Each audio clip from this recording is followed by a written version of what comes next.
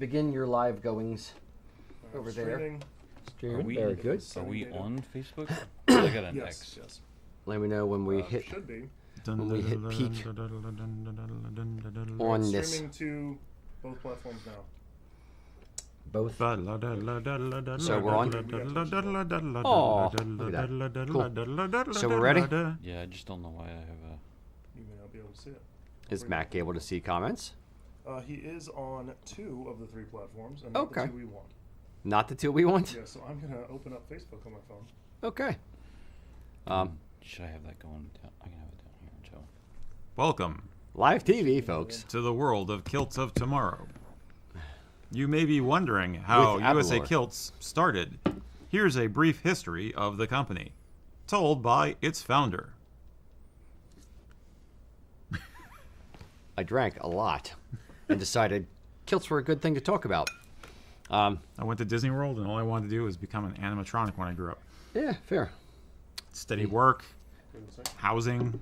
I want to know how many kids are freaked out by the animatronics at like Chuck E. Cheese and stuff like that. If you are freaked out by the animatronic things at Chuck E. Cheese, tell me in the comments that you're freaked out by the animatronics at Chuck E. Cheese. I mean, enough that they invented. You know, the guy wrote the Five Nights at Freddy's game. Yeah, that's fair. Which That's is fair.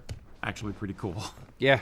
Or at least the original game was. I mean, all the stuff afterwards is kind Offshoots. of like Yeah. hype. But Okay. I did watch the movie though. I actually watched the Five Nights at Freddy's movie. Very good. It's not very good.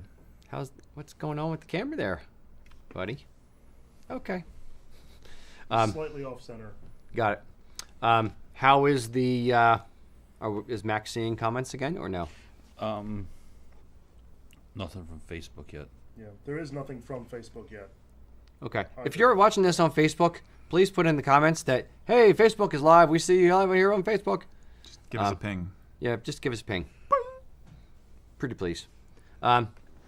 While we're figuring that out in the background, we'll go live anyway and start the show.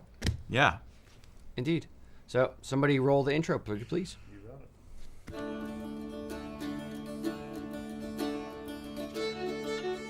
The history of the Gallic lands is one of struggle, punctuated by moments of sheer brilliance. Tartan is Scotland's gift to the world, and it is your personal heritage story. Howdy, boys and girls. Welcome to Kilts and Culture. I'm Rocky. This is animatronic Eric. Yo. Today, special treat. We have... Whoa! I almost lost it that time. I actually almost lost it. Okay, who did this one? Andrew Rothstein, friend of the show, gave us Abalor Speyside 12-year. I'm actually very, very excited about this. I cheated. I opened it and smelled it before, and You bastard. it does smell good. Okay. So if you're playing along at home, pour yourself a little pint or Pint. pour yourself a pint of all those scotch. chips It's gonna be a forward. long show. We're gonna play a drinking game. Just a wee pint. Every time Rocky blinks, you have a drink. Eric, can I have your glass, pretty You please? sure can. Do you need a pint glass while I'm up? Should Yeah. I go get one? Or Yeah, 6? that may be either wishful thinking or something. There you go, Mr. Mack. And while you are here, what tartan do you have on today? Oh, I got Stuart Old Weathered on. Stuart Old Weathered, very pretty, very nice. Eric, what do you have on there? County Leitrim. County Leitrim, very nice. One of my favorites. Yes, indeed, indeed. And today I am wearing Ooh. Stuart Royal Weathered, made for me by my good friend Barb Tewksbury, a wonderful, wonderful kilt maker in her own right. Okay, so Abalor 12-year. Mac, what do we have on the nose for our Abalor? Well, our color is golden amber with a touch of red. It is. It is very amber. It is. For the nose, rich notes of golden honey, fruity pears, and vanilla toffee. And I've heard that it's a fine example of how the citrus character of our new distillate is softened by the double cask maturation. I can't read without my freaking glasses. Traditional oak and sherry butts? Sherry butts? Sherry butts. It's Combined? part of the barrel, guys. Okay, got it. I wasn't thinking about the anatomy of a barrel. Combined to deliver a subtly balanced flavor. Flavor. Yes, indeed, flavor. Flavor. So, honey. You said on the I nose. said some honey. I said some fruity pears and some vanilla toffee. Vanilla toffee? Yeah. Golly. No, How unique. I know. Well, at least it wasn't like yellow sap and I'm getting toffee-ish kind of smell, and I'm getting honey. I'm definitely getting both of those. I'm not getting the honey, just but I am getting getting the whiskey. pear. Yeah. I don't eat pears enough, so See, I led my own witness. I'm getting the more the toffee. But that's, see what happens when you make fun a of little bit, Abelard. Comes back and bites a you. little bit of the, didn't say it had a bite. Smells good. Bark though. says bite. It does smell good. It really does smell good. I'm hoping to enjoy just going this. in. All right. Yep. Slange. Yep. So the palate should be smooth with tangy orange, red apple, licorice, and almond notes. I don't know about any of that. I get smooth. Yes, 100%. Sweet. I get a little bit of tangy. Short. It's not peppery. I get a little bit of the metallic-y, tangy kind of on the sides of my On the mouth. sides. A touch. On the sides, yeah. We just opened this. It has not really breathed, so we're doing it a disservice. But it's good. It's good. I like it. Like, I'm getting a little licorice. Yeah. I don't get the almonds. I do No. get a little bit of the black licorice. I can get the touch. almonds, but it's more of in the aftertaste. Yeah, I think I'm... In the finish, I'm getting the almond. Yeah. Well, Very, the fit- very toffee. It's got, you can tell it's sherry. I can And her always butt. pick up on the sherry notes. Yeah. But And the butt. Yeah, And I her definitely. butt. I taste the butt. sherry's got a really great butt. They're saying the finish is smooth and sweet with a hint of spice. I'm going to get more of the almond on the finish. I get the hint of spice. It's a tiny bit. It's not really that a dabble. pronounced. Yes. And the bite is definitely on the sides. Yeah. The pepperiness. But it's a minimal. a wee bit of pepper. Very Yeah. minimal. I don't even really get what I would describe as pepper compared to other whiskeys that we've had. This I would describe more as like a minor metallic bite. I agree. But I like it. Yeah, let's open it up I with a like it too. tiny bit of water, a That's drop a joke or on a two. commercial, not an accent, by the way. Do you remember? Do you ever see the old Irish Spring soap commercials when you were a kid? They're so bad. Maybe. I vaguely remember them. Just, ugh, cringe. Yeah. All right.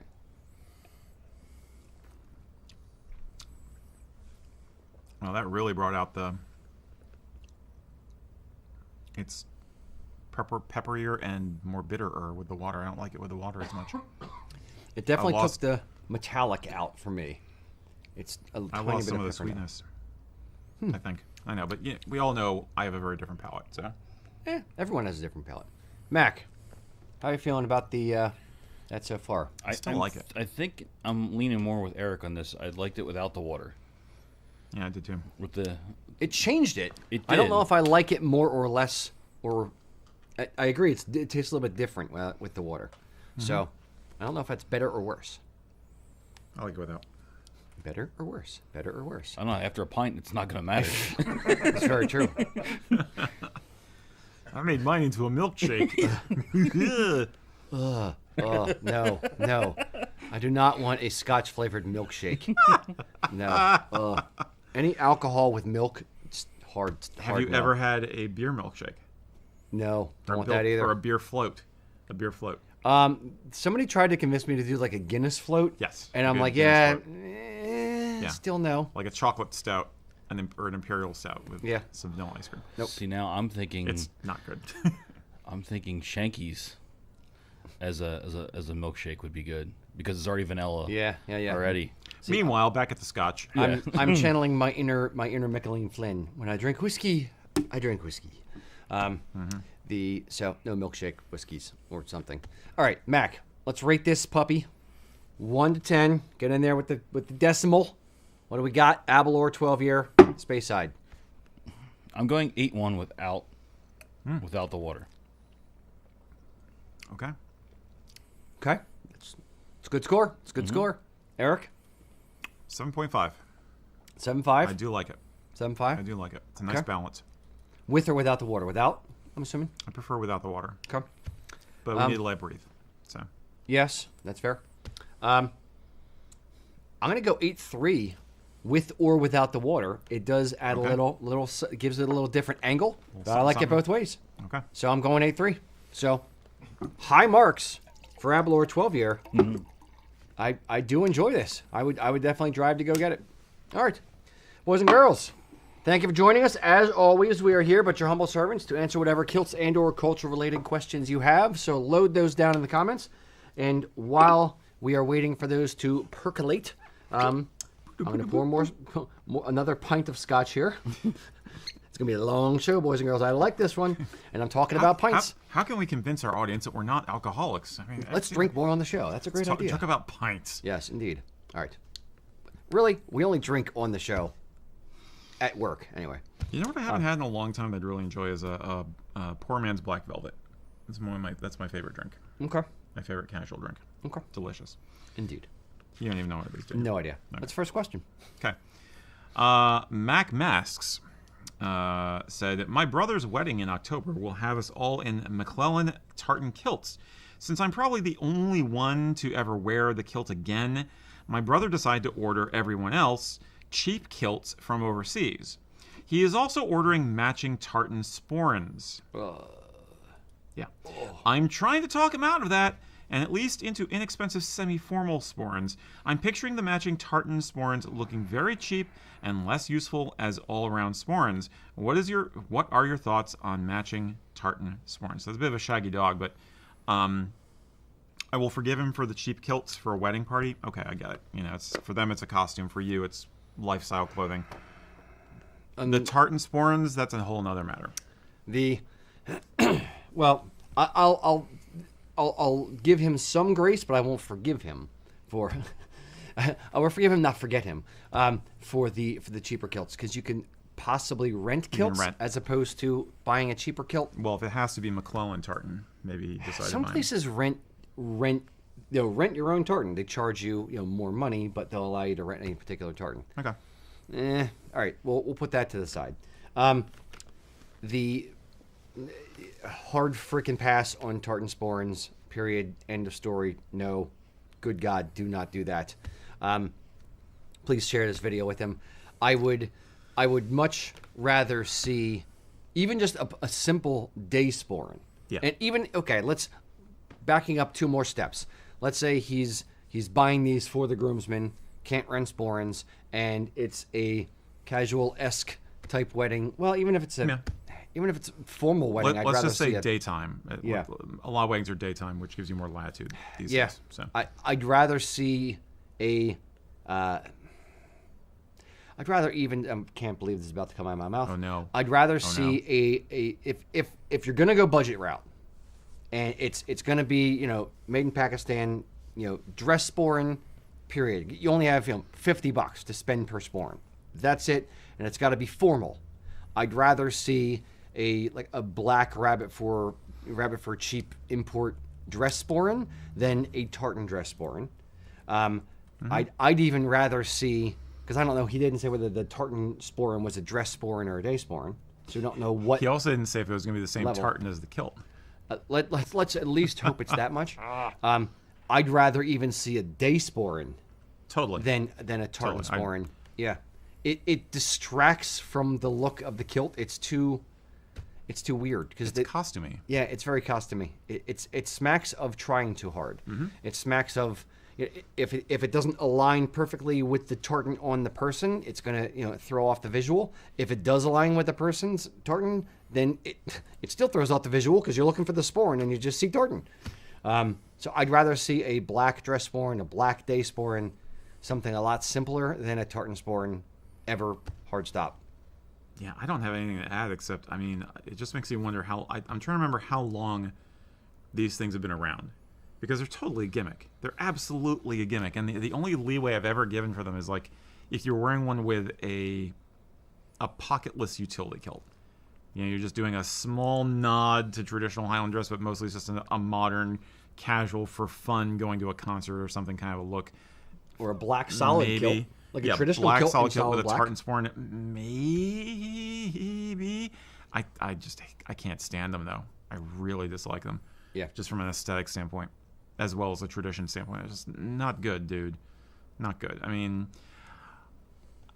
I don't know. Maybe it's a punk rock wedding. I don't know, or maybe the bride really loves them or something. I mean, there are factors we don't know here, but my instinct is that you could probably get a cheap leather sporran like you're talking about for the same cost, and it would be fine.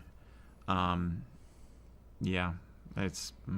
The only, you said punk rock wedding. The only way I could even personally consider a tartan sporran would be if you've jumped the shark to such a degree that you have a tartan jacket, tartan vest, tartan sporran, tartan kilt, all in different tartans, punk rock boots, mohawk, like a crazy and zippers all over everything. Right. That kind of over the top crazy. I'm gonna thumb my nose at tradition 100% just because. Okay, fine. Like it kind of almost makes sense for being so bad it's good. It's come around full circle. Yeah. In a specific way, a very, very specific way. Outside of that, hard stop. Yeah. No. So, Mac, I've looked like I've broken you. No, I was gonna go like when you started talking in that direction. I was like, all right, so we do a black kilt, but we have the tartan sporran, but our jacket, the accents are in tartan, or flip it. How very and do Welsh the, of you. do the body in tartan and the accents in black, and then you do the shoes with the tartan insets in the shoes. They have to be loafers with just the tartan on the top, though. Are these all the same tartan? Oh, of course. You're not going crazy? No, I'm keeping them all the same. I'm keeping them all. Yeah. Let's say Loud McLeod. Well, keep it classic. Yes, indeed. Yeah. Yeah, this is... You're going to look like a doo-wop group or something. I'm just picturing Mac. It's funny because I actually I have a meme going up scheduled for next week, which was one of these. It's based on one of those horrible tartan Prince Charlie outfits that we've seen with the gray satin lapels, and it's just this cheesy piece of crap thing that you find on the internet, and I turned it into a meme. It's going to be one of my caption this memes, so look forward to having fun with that. But no. Yeah, no, hard stop. There's ways to do it and twist it and be very modern with it, okay? But this is not a good way to do that. I don't think so. No. Please, talk about it. Here you Have go. the bride talk about it. Here you go. Hypothetical torture question. Would you rather them be in tartan-covered sporrans or have all the groomsmen wearing sashes? You have to choose. I choose death. It's the other way, actually. Oh, my bad. It's right to left. Oh, hold my whiskey. Wait, no, is it right to left? I forget. I think it's I'm right to left. I'm right-handed, so I got to pull across this direction. As long as you're splitting the tanden, Yes. the chakra there, that's the main thing. Yeah. Okay, yes. So, honorable death is what I choose. All right. Mr. Mac, what do we have out there on the interwebs? All right. We have a question coming from Twitch. We got a question. Apparently, I've had a Question pint. from Twist. Yeah. Twitch. Light Quiver wants to know any reasons 11-ounce wool doesn't come in like a casual or a 5-yard or an 8-yard or premier options. Why? Absolutely, there are reasons. Why not? Essentially, can it be done? Sure. Is it good? Not my opinion, which is why we don't offer it. Speaking very, very plainly, for a man's kilt, traditional man's kilt, 16 ounces is considered heavyweight, 13 ounces is considered medium weight. For women's, and those are two good, perfect, wonderful options for an 8-yard wool kilt. When you move down to a 5-yard wool kilt, you're sacrificing a few yards of cloth. So most people prefer, if there is an option, 16 ounce for a 5-yard kilt. 13 ounce still, it's fine, but it's a little bit less fabric. So most people, if everything is equal, would prefer 16 ounce. 11 ounce is a bit light. Typically, 11 ounce is used for women's wear, for neckties, for handkerchiefs, like for things that are like need to be lightweight because they have to be softer and they have to be like floppier. Yeah. So when you get into a man's kilt, even for like dancers' kilts, because they're so athletic and out there jumping around and stuff. They're 8 yards, usually of 11-ounce fabric, but they're also hemmed on the bottom because it gives it a little bit more weight to the bottom of the kilt because they're sacrificing the ounce in the fabric, so they have to hem the bottom of the kilt to give it a little bit more. Ultimately, in my opinion, and as owner of the company, way back when we first started, in my opinion, it was one of those, like, it doesn't make a great kilt. I don't want to put my name on it, which is why we don't offer it as an option on the website. If you unsuspecting, brand new guy buying a kilt, say, hey, I want to get my tartan, and I'm going to get Stuart Royal, but I want to, there's all these different options. I'm in Florida. I'll get an 11-ounce kilt in a 5-yard. They may get it and may say, ugh, this isn't good. I don't like this. And now they're going to have a bad association with a product with our company, even though we gave them exactly what they wanted. So in this instance, we're kind of acting on behalf of the customer and saying, these are the options of weight that we think are acceptable for these particular garments. Therefore, these are the ones that we are showing you. Now, if you said, my tartan is bell with the borders and it's only available in 11 ounce and I'm going to get an 8-yard kilt. Can you do bell with the borders and an 8-yard kilt in 11 ounce? Sure. Or the Connacht province tartan or something like that. Sure. It's only available in 11 ounce. Give us a call. We can sort it out for you. But there's still going to be a little bit of hesitation from the staff downstairs saying, or from the sales staff saying, like, are you sure? We're not going to make you sign a disclaimer saying, yes, I understand this is going to be lightweight, but it's going to be a hesitation of, are you sure you know what you're doing? Are you sure you want 11 ounce? And if your answer is, yes, I specifically want 11 ounce, okay, cool. We'll make it for you. So that's a long-winded way to say that answer. It doesn't hold the pleats as well, right? I would say it holds the pleats fine. Okay. Strathmore's 11 ounce, Mac, back me up if you agree. Strathmore's 11 ounce is a little bit harder than Loch Heron's 10.5, 11 ounce Reaver. Loch Heron's is definitely softer. Yeah, it's softer. I think it holds. You could put a pleat in it pretty well though, still, because we do it for women's wear, and it still holds a pleat for that. What about the set size? Isn't sometimes they reduce the set size when they weave 11? Yeah, sometimes the set size is a little bit smaller, either because it's the individual threads or yarns in the actual weaving are smaller. Oh, of course. And or they know that they're making it for women's wear or neckties, so they want to have a smaller scale because it's a smaller frame on the woman or a smaller part of it that's going to be seen on a necktie. So, yeah. Interesting. So, yeah, that's part of the reasons why we don't generally offer it, but yeah, it can be done. So, cool. We can do it. Don't ask. Eric. Andrew Owen asked if we have any thoughts on LeCaron's new mini fly blades. Do they look good to your sense of style? Are they new? I don't know if they're new. They're new to me. I had never seen them before, so it was new to me. We did get this question ahead of time, so I had the guys pull an image so we can show you what it looks like. Did you have the picture of the guy wearing it or no? Nope, that's not it. That's a commercial. Okay.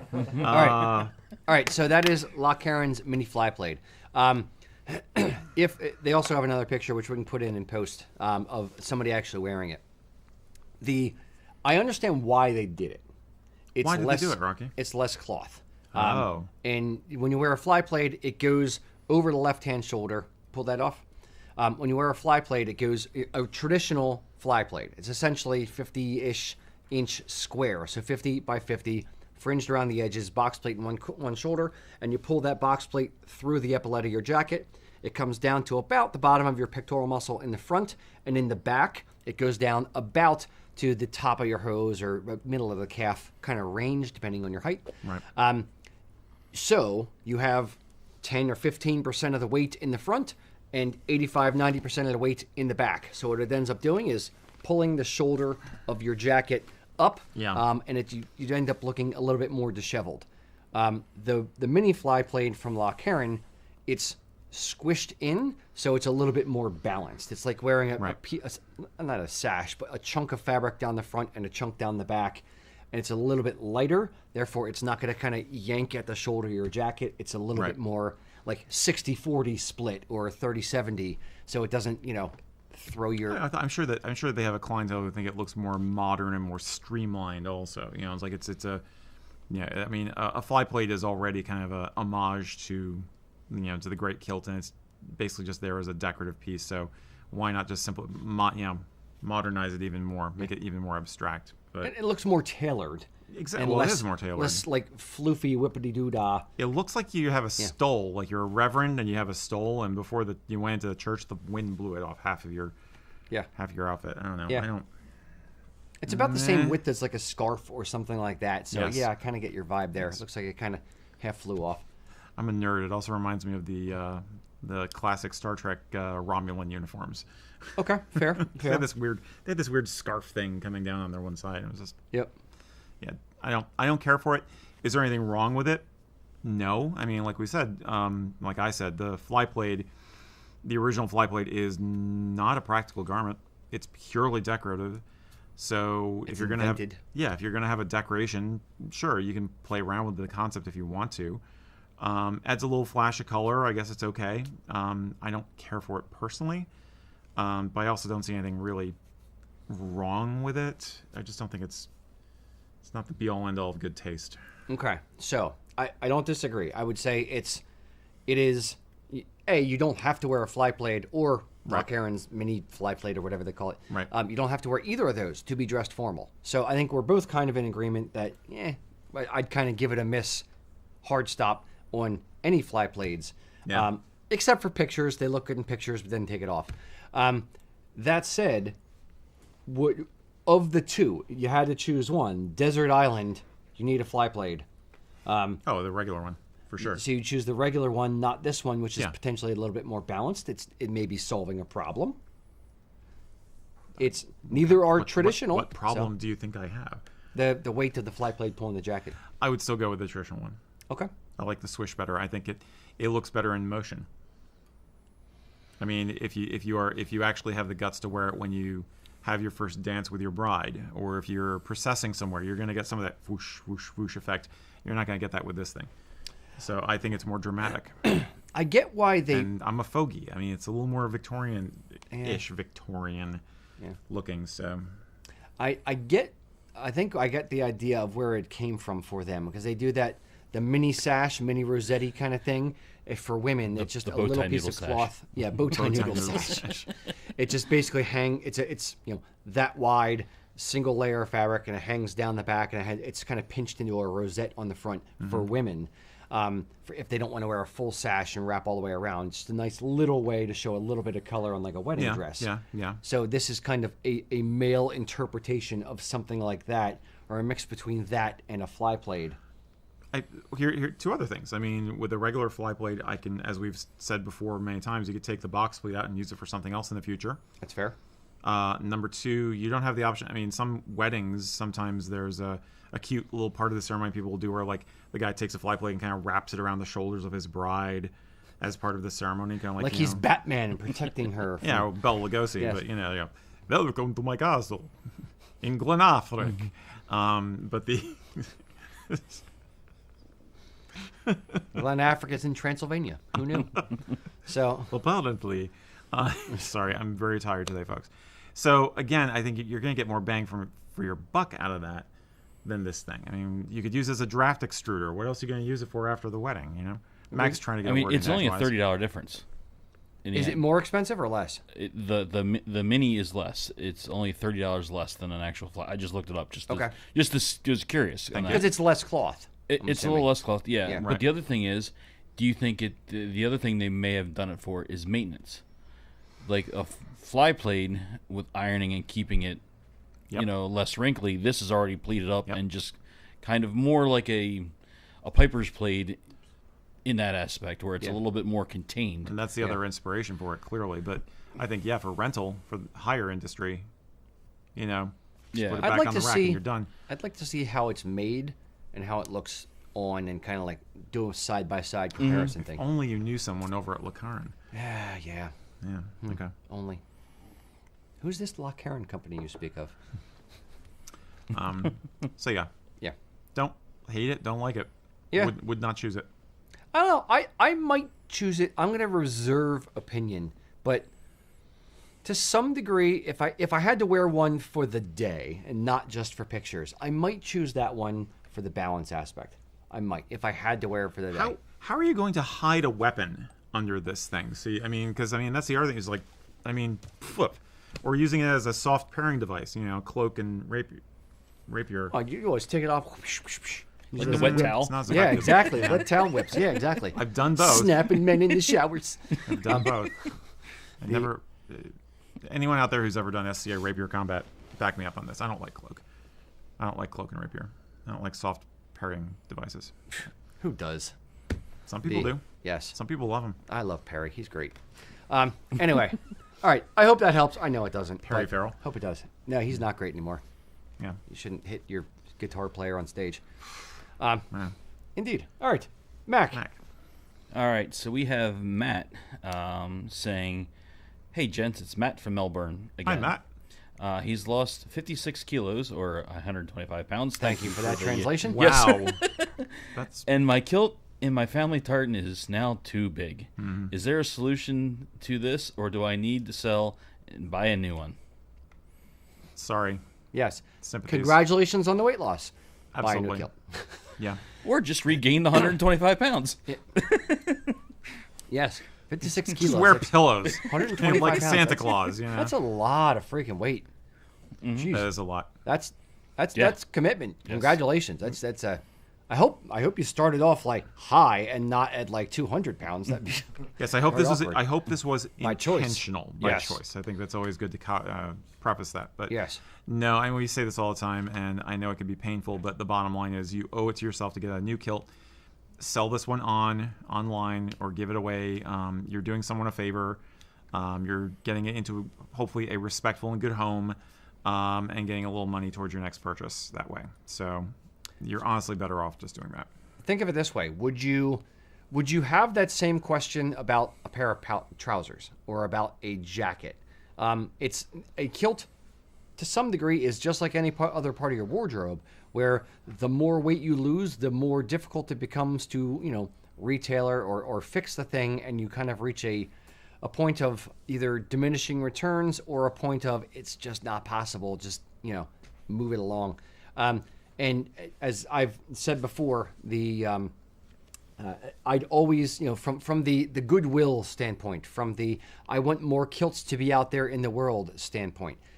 You can have a kilt maker, depending on the actual construction of your kilt, rip the entire thing apart and put the entire thing back together, and tweak it to make it fit your newer, smaller frame. However, you're essentially for that amount of labor to rip the whole thing apart and put the whole thing back together, you're at essentially the same price in labor as you are to get a new kilt. And to sell a kilt, what I've found is whether it's on Facebook Marketplace or whether it's on eBay or something like that, you generally can recoup about half the cost of the kilt.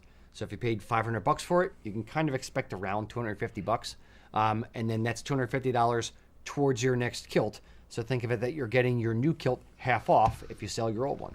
So that's kind of where my mind's at with it. And on top of that, as Eric said, you're helping someone out who can't afford a brand new kilt. They're looking for a deal on a used kilt. Maybe it's their first one. Maybe they're getting one for their kid or something, or they just can't, they don't have the scratch to do it.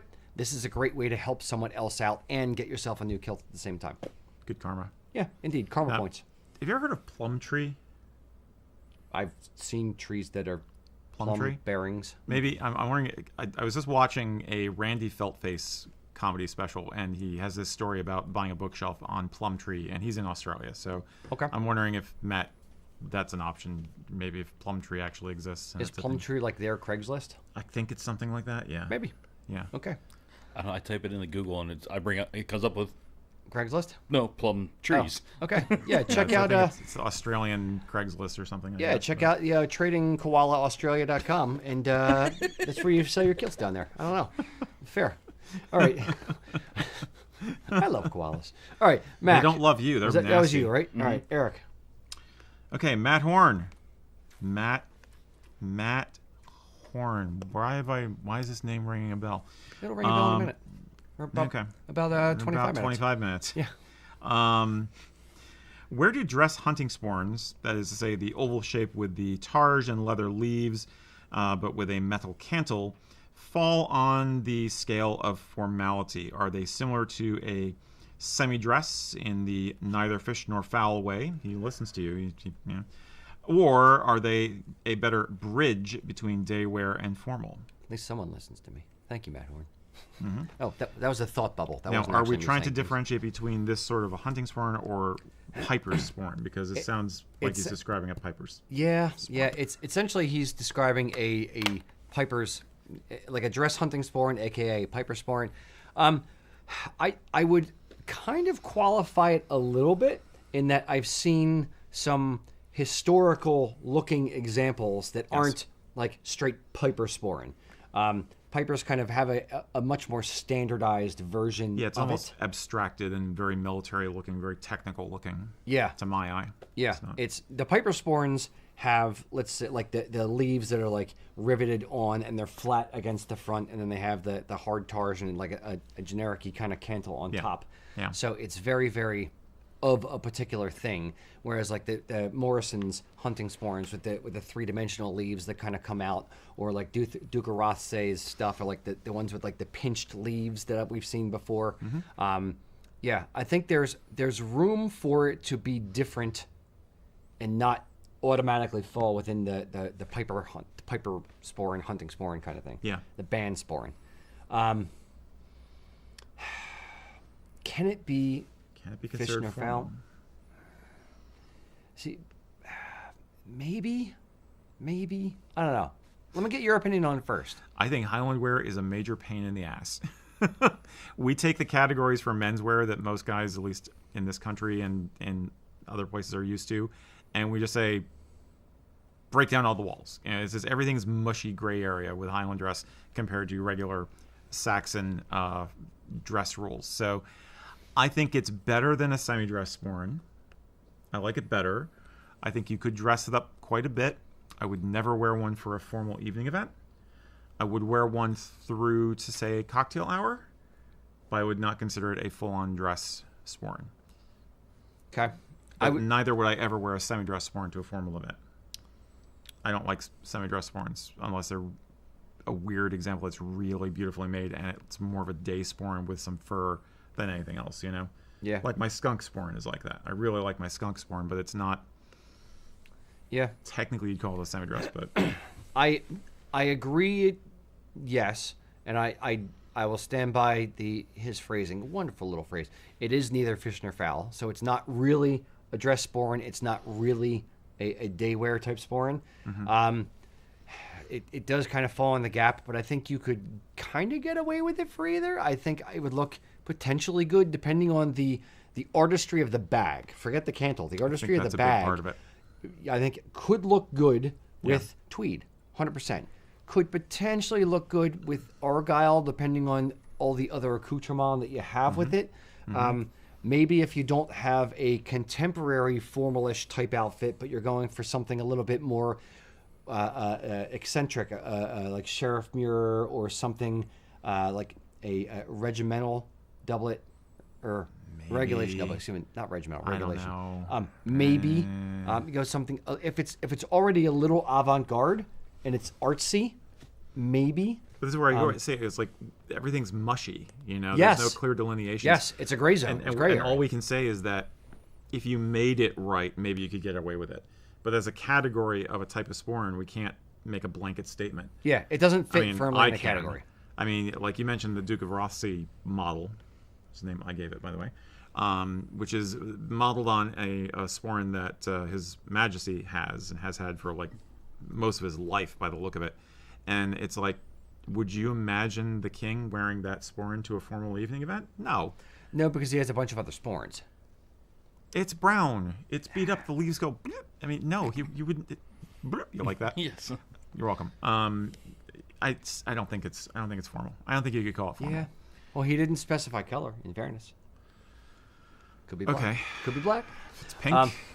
Yeah. But- who wasn't? So I think to your point, if there is a royal that does wear it to something formal, then does that now make it yes. a formal thing? Yes. So I think Thank it all you, depends Edward. on who's wearing it. Sycophants, I tell you. Yep. Um, Yep. Now, there's that one. God, which one is it? There's this one guy who's he's a member of the royal family. He's really into Highland Dress, and I can't remember his name. They all look alike. You expect me to remember it? No, just I've noted him speaking, and he actually really does care about the art form. Yeah. A lot of them do. I don't think he would do that, but he is the kind of guy who, if he set the press, if he did it, it would set a precedent because he's also very fashionable and very, sharp. So Yeah. So, no, I can't imagine the Royals if any of you doing it, Royals but are watching us right now, just please don't. as they okay? do. Don't watch us or don't wear this. Don't do this. Don't wear this okay. sporn, please. I was gonna don't watch us either. The actually, no one here should watch us. We're horrible, horrible people. No, but Way to go, marketing master. exactly. But it's my pint of whiskey talking. But but he's not trying to be a royal. He's not trying. He's trying to do his own thing. We were So, talking about setting precedent. Yes, understood. I think in certain circumstances, look at me being the artsy one here. Yeah, what's going on? I don't know. Today, topsy turvy day. Great movie. It could potentially be okay. I don't think it's great by any stretch, but I could potentially see it, especially if it's a really, really cool sporn. If it's like a centerpiece and it's like, wow, where did you do that? Or it's something that, yeah, maybe. I don't know. I know you're going to disagree. It's fine. I love how you said it could potentially be okay. So I'm translating that as it could potentially be meh. Fair. It's if it was super cool, I would. If I the get individual desire sporn to is wanna a do work it. of art, Yeah. but you can't apply what we're saying to the category. It has to be the individual piece is incredibly well crafted and is a thing of beauty. Can we agree on that? Sure. I think that's what it comes down to. Has to be very expensive. Right. So you feel like I need to show this off because it's so expensive. I need to get my money's worth. Yeah. Yeah. There's that. Indeed. Okay. Mr. Mack. All right. So we have Stephanie asking, I have a really hard time rolling my kilt for travel. I'm a larger person, so my kilt has used a little bit more material. So, Okay. thoughts? Hard time rolling. I immediately more went material. to rolling my own cigarettes in college. Did you really do that? Yes, of course I did. Learned it in Germany. Has nothing to do with that spliff you had this afternoon Nope. in your I office. have never smoked marijuana in my Neither have entire I. life. Neither mind. There you go. Aren't we a lot of fun? Yeah, indeed. So I'm wondering why they think it's the yardage that's making it Rolling? more of a challenge. Because they're mentioning the yardage and rolling it. Are they folding it before they roll it? Like, are they doing All I this got and is- then is rolling it? rolled. Or are they just rolling it? And they said like a regular tailored kilt, right? Mm-hmm. So when you roll a kilt, do you lay it out completely flat, or do you fold it up, fold the aprons first, or crisscross can- the aprons and then? I've done it. Well, frankly speaking, when I travel, I don't actually. Here's me talking out of both sides of my mouth. If you're worried about wrinkles in your kilt, yes, rolling a kilt is the right way to travel with it. And basically, what I would do is lay it out 100% flat, and then take the under apron strap, starting on the under apron, and kind of do a dog ear on the corner to get that strap facing down, and then I'd tightly roll the kilt and roll the pleats with it all the way up so it just makes a tube, and then slide it either inside of an old pair of nylons or something like that.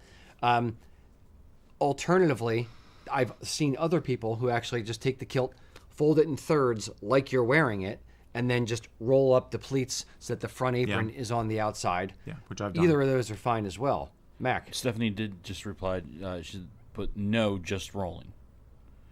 Okay. So I'm assuming she means laying it flat and just starting Rolling it from out, one okay. end. Yeah. Then I would play with the technique like we just described. I would see if you're actually taking that strap and flopping it over first, like Rocky suggested.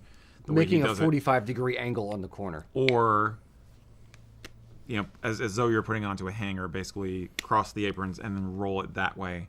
Lay it down apron side down and then roll it up. Why is it not working? Is this gets into nuance and practice, I guess, because it's like, is it too bulky to fit into like a kilt roll that you have, like a piece of luggage, or is it just are your pleats getting creased somehow as a result of it? I would say That's- I I would don't know. also say what you want to kind of focus on as well is keeping the roll tight as Yeah. you're doing it. So essentially, when I do it, I'm laying it down and then I'm rolling up. Let's see, starting on the under apron. I'm not like starting it like it was around a tube this big and starting out real big. Right. I'm starting out real small, and I have one hand about maybe a quarter of the way in and a quarter of the way in on the bottom, and I'm rolling it and I'm straightening it and keeping it tight as I'm going, and I'll do like a few pleats at a time. I'm not doing just trying to roll it because then it gets too loose.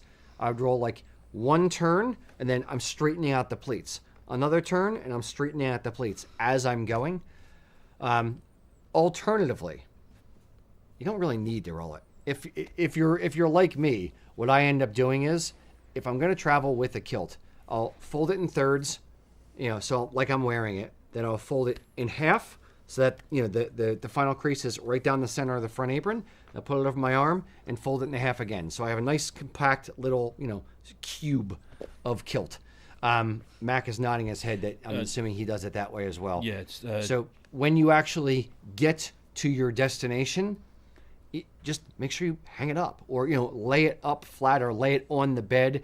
If it's really, really a little bit of a wrinkle and it bothers you, and you're in a hotel, they never have any kind of air vents in the bathroom and the shower. So go into the shower room and put the toilet seat down, put the kilt on the toilet, and then turn the shower on high and walk out of the room for 20 minutes or hang it over the top of the shower thing. And that should help relax the wrinkles out of the kilt. Right. But it's not something that that really bothers me at all when I'm traveling. I don't care a little bit about the wrinkles because generally they hang out as you're wearing it.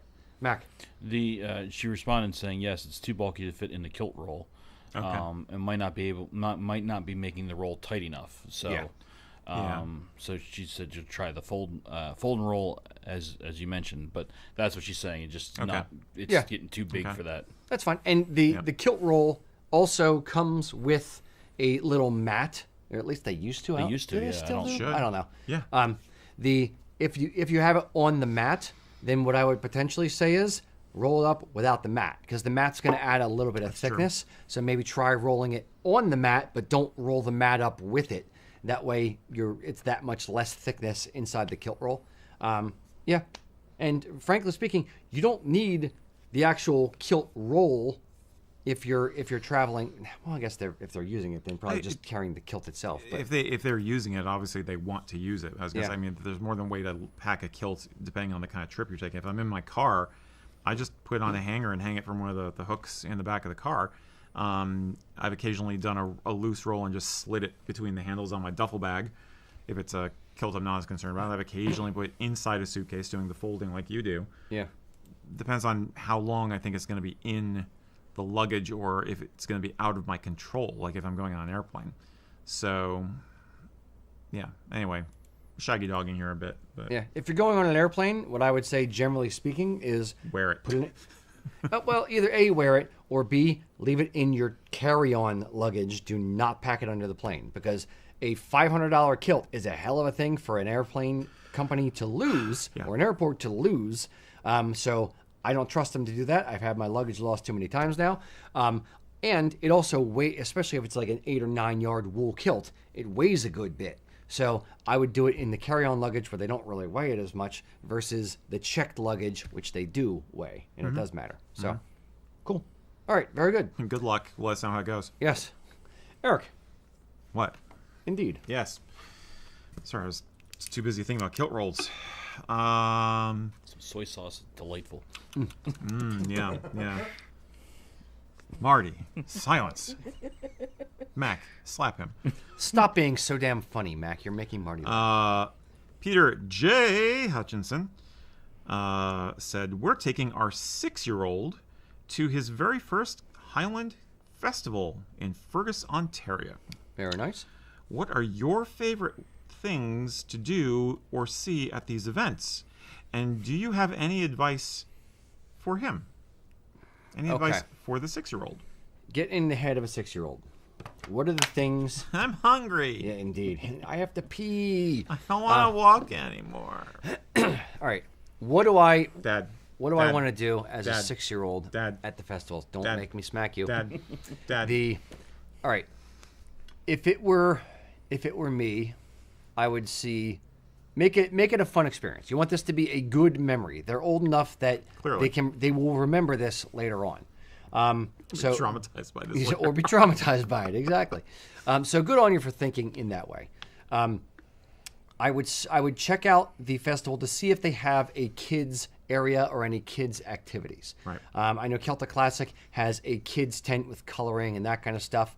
Or if there's any presentations, like historical things that are aimed at kids, or is there like a area where they try on like suits of armor or try on a kilt or any kind of a jousting? please touch. Yes. Kind of a please touch feature is going to be your best bet. Yes, so I would start with that and try, if they do, or if it's at a particular time, make note of it, set an alarm on your phone, make sure you're making time to do that for the kid.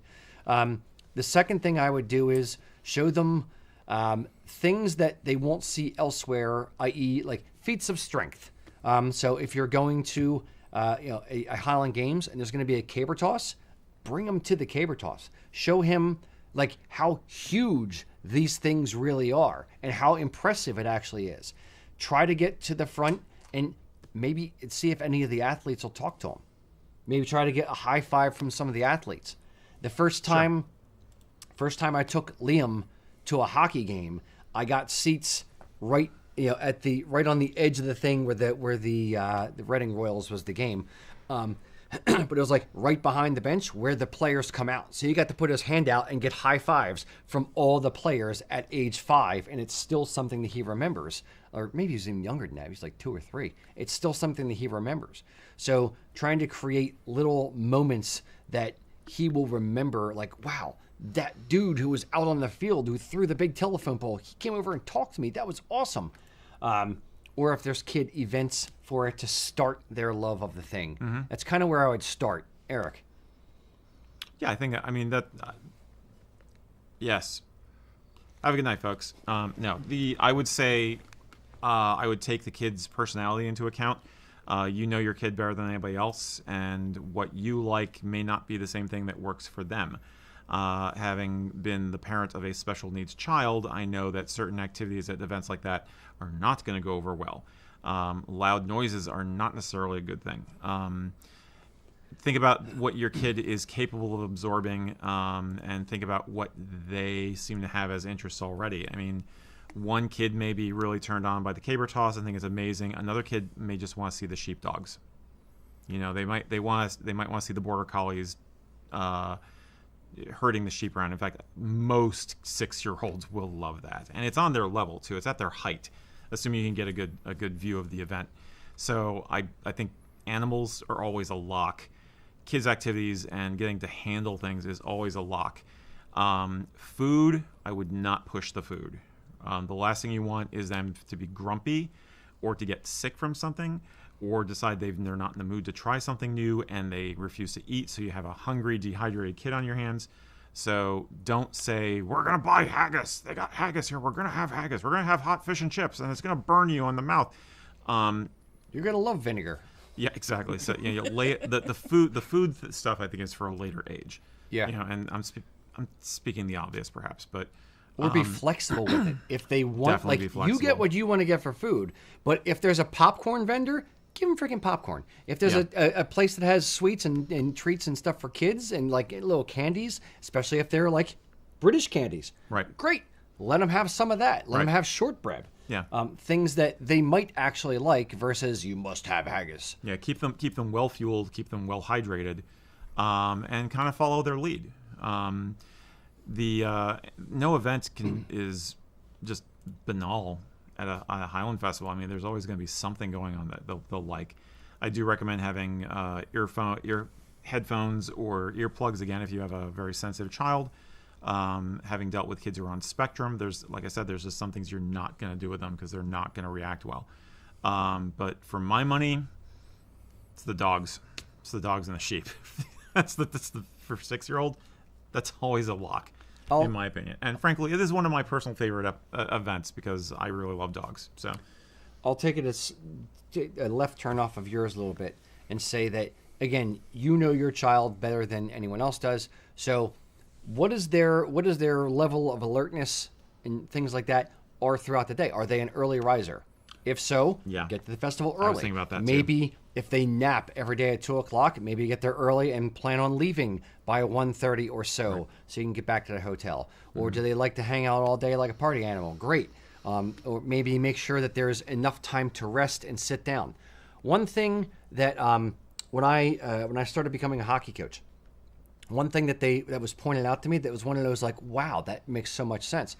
The reason why the young kids, as they're just starting out, actually play hockey cross ice, and then once they're a little bit older, they graduate to half ice, and then once they're a little bit older, they graduate to full ice, because the legs of a child are much smaller than the legs of an adult. Really? And walking a mile for a child is not the same as walking a mile for an adult. It takes twice the amount of energy. They have twice the number of steps that an adult does.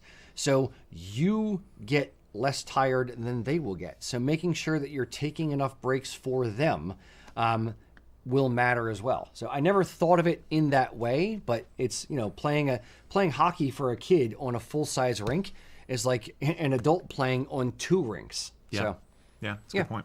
Yep. I think that's why a lot of people will take strollers for kids, even if they're a little older than most kids would want a stroller. Or you wind up carrying the kid on your shoulders. I've done that a million times too. Yeah, but I mean, I'd look for kids' activities first, storytellers. If they see someone in costume, let them interact with them, because kids tend to love people in costume. Depends on the kid. Yeah, it depends on the kid. Yeah, well, it does, again, because some kids have anxiety and they don't want to do that. But the thing you didn't touch on, I was kind of trying to alley-oop you, is going and seeing the music. If they like music, then expose them to the music. And again, most artists at a Celtic festival are going to go to the merch table after their set. So if they have, like, if Almanac is playing, if Piper Alley is playing, I know that both of them love seeing kids, love meeting kids, love seeing kids dancing. So if your kid loves music and loves dancing, get them out, get them in front, let the musicians see them, because there's a reasonable chance the musician is going to feed off their energy as well, like a vampire or something.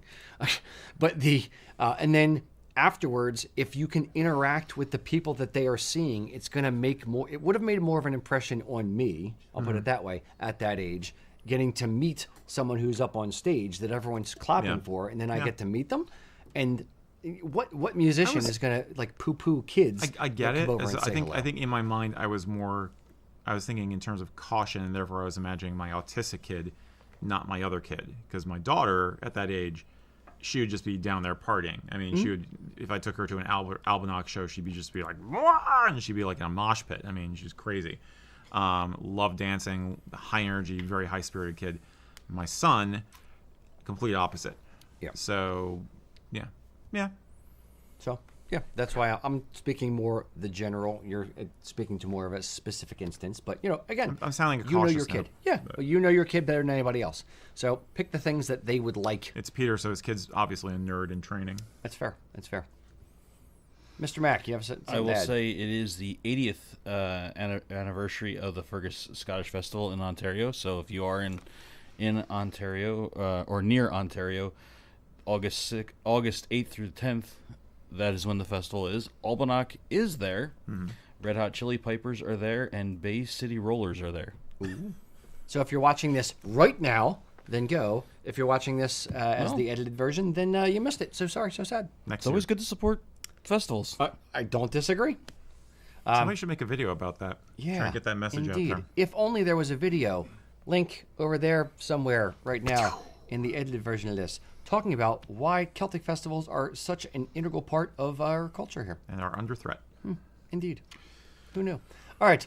Halfway through the show, boys and girls, I'd love to introduce our Kilt Ambassador of the Month. Hello, friends. Our ambassador today, Matt Horn, was born in Southern California, but moved to Hawaii in 2009. He lives in a small former sugar plantation town on the east coast of Big Island, which, funnily enough, is known as the Scotch Coast due to the large number of Scottish immigrants who settled there. I found that amusing. Here, he enjoys the simple life, with his girlfriend, 2 cats, and a lot of yarn. When not working, Matt loves hiking in the local state park. Kilted, of course. He says that throwing on his great kilt and trekking through the forest feels like a timeless human activity. In his mind, it could be 2025 or 1725. Matt is also an avid knitter. He's learning Fair Isle knitting and recently finished his first ever pair of simple kilt hose. Congratulations, Matt. That's awesome. Now, as for heritage, Matt is actually mostly French and German with maybe 5% Celtic blood at most. A few years ago, Matt worked with a man who wore a utilikilt, and that made an impact and got him started. He says, I asked a few questions, and he happily informed me of the concept and how good the kilt felt. Fast forward a few years, and I could never quite shake the interest from my mind. So, on a bit of a whim, Matt bought a utilikilt and soon realized he absolutely loved the feel. Lacking Celtic blood, Matt didn't think he ever had a right to wear a tartan kilt. But, tartan is, shall we say, seductive. After reading about universal tartans, Matt ordered himself a Black Watch casual kilt. He says, a couple years later, and that first utilikilt has led me to owning several kilts, deep diving into Scottish culture, learning Gaelic, cooking Scottish food, and even taking a 2-week vacation to Scotland last year. Matt has also been in his local Irish dance group for the past year and a half and has 13 performances under his belt so far. So Matt has really become what around here we like to call a sincere student of the culture. He hesitates to call his interests his heritage, since he has scant Celtic ancestry, but like many of us, he loves how rich and vibrant Celtic culture is in all of its forms. As he puts it, it has brought so much excitement, community, and fun to my life. From the Kilts and Culture group, to the people and places we experience in Scotland, to the people I see out and about that I get to share the culture with. It's brought me so much pride and confidence. I love being able to share stories and history. I want to keep learning more about it because it allows me to express my individualistic streak in a culturally meaningful way. I will say I think that's what it's all about. It's basically enjoying this culture and putting it into your life so that you get more out of life in general. So if you want to talk to Matt, he is very active on our Kilts and Culture group on Facebook.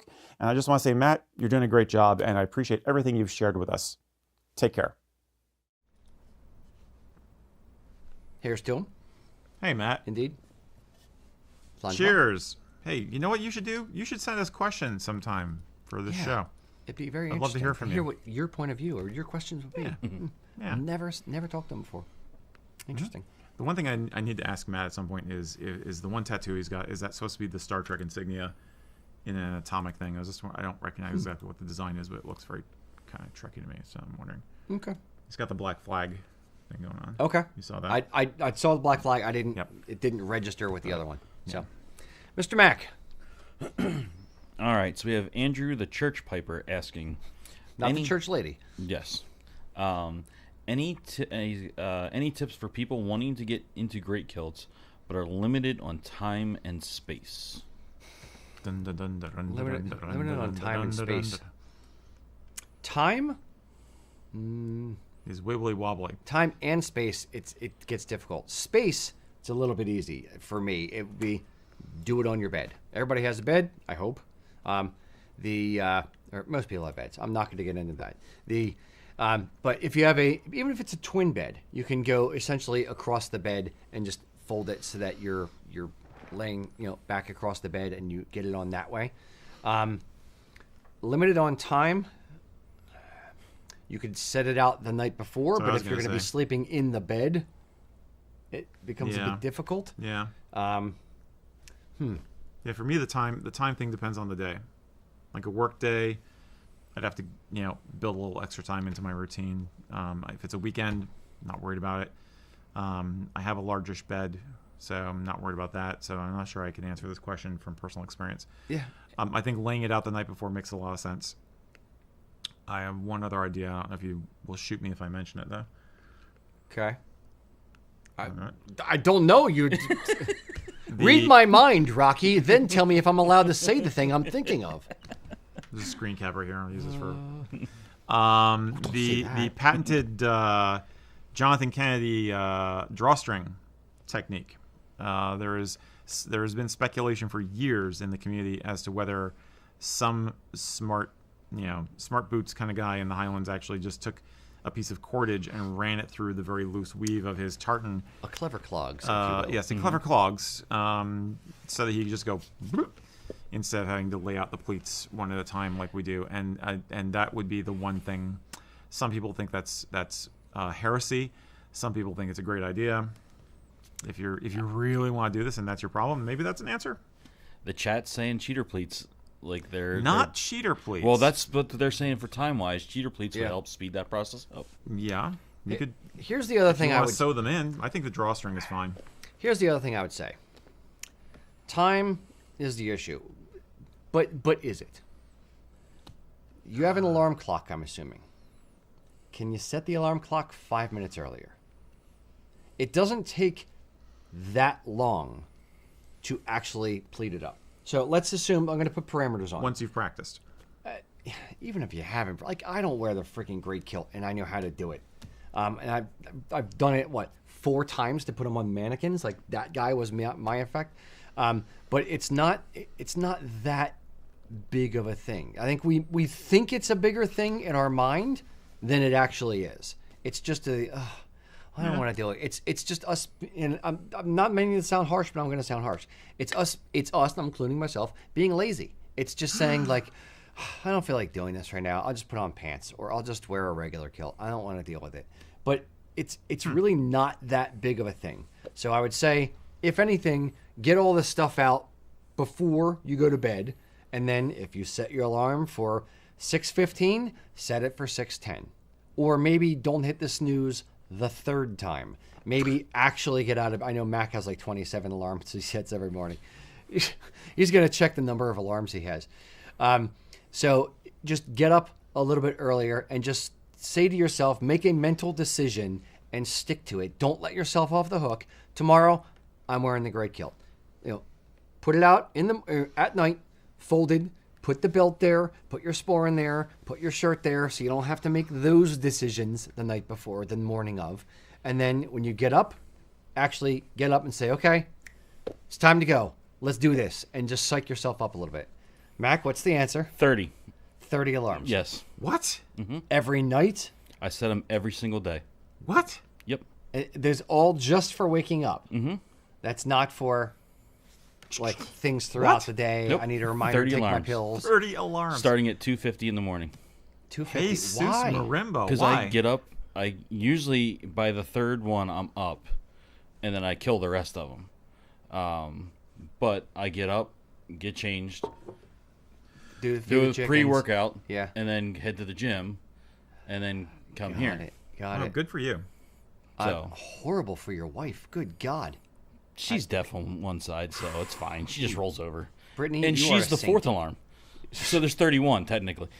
The fourth alarm is a bat in your I was face. about to say the fourth alarm is Jeez. Yes. Oh, no. Good God. That woman's a saint. I love you, Brittany. good for you on getting up and working out. I'm I'm trying. I desperately need to do more exercise. Anyway, Yeah.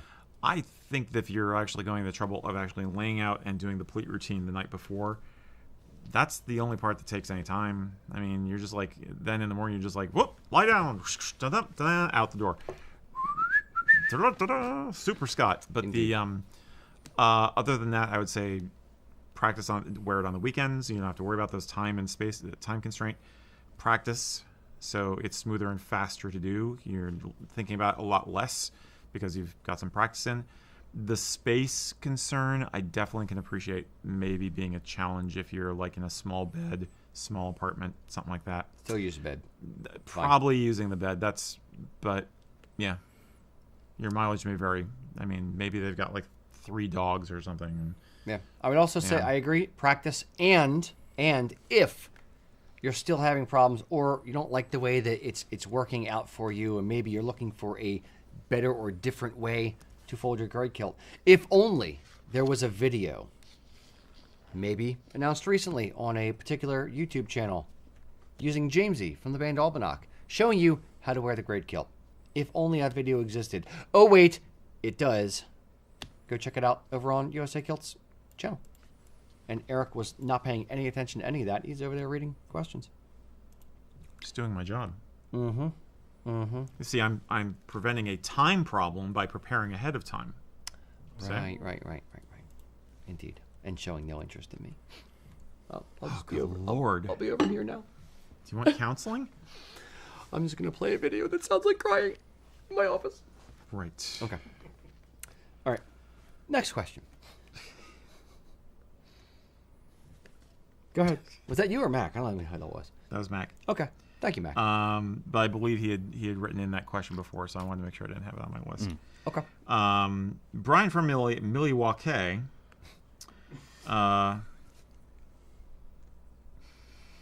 Really, Having Marty? Marty in the Trying studio. so hard. This is a.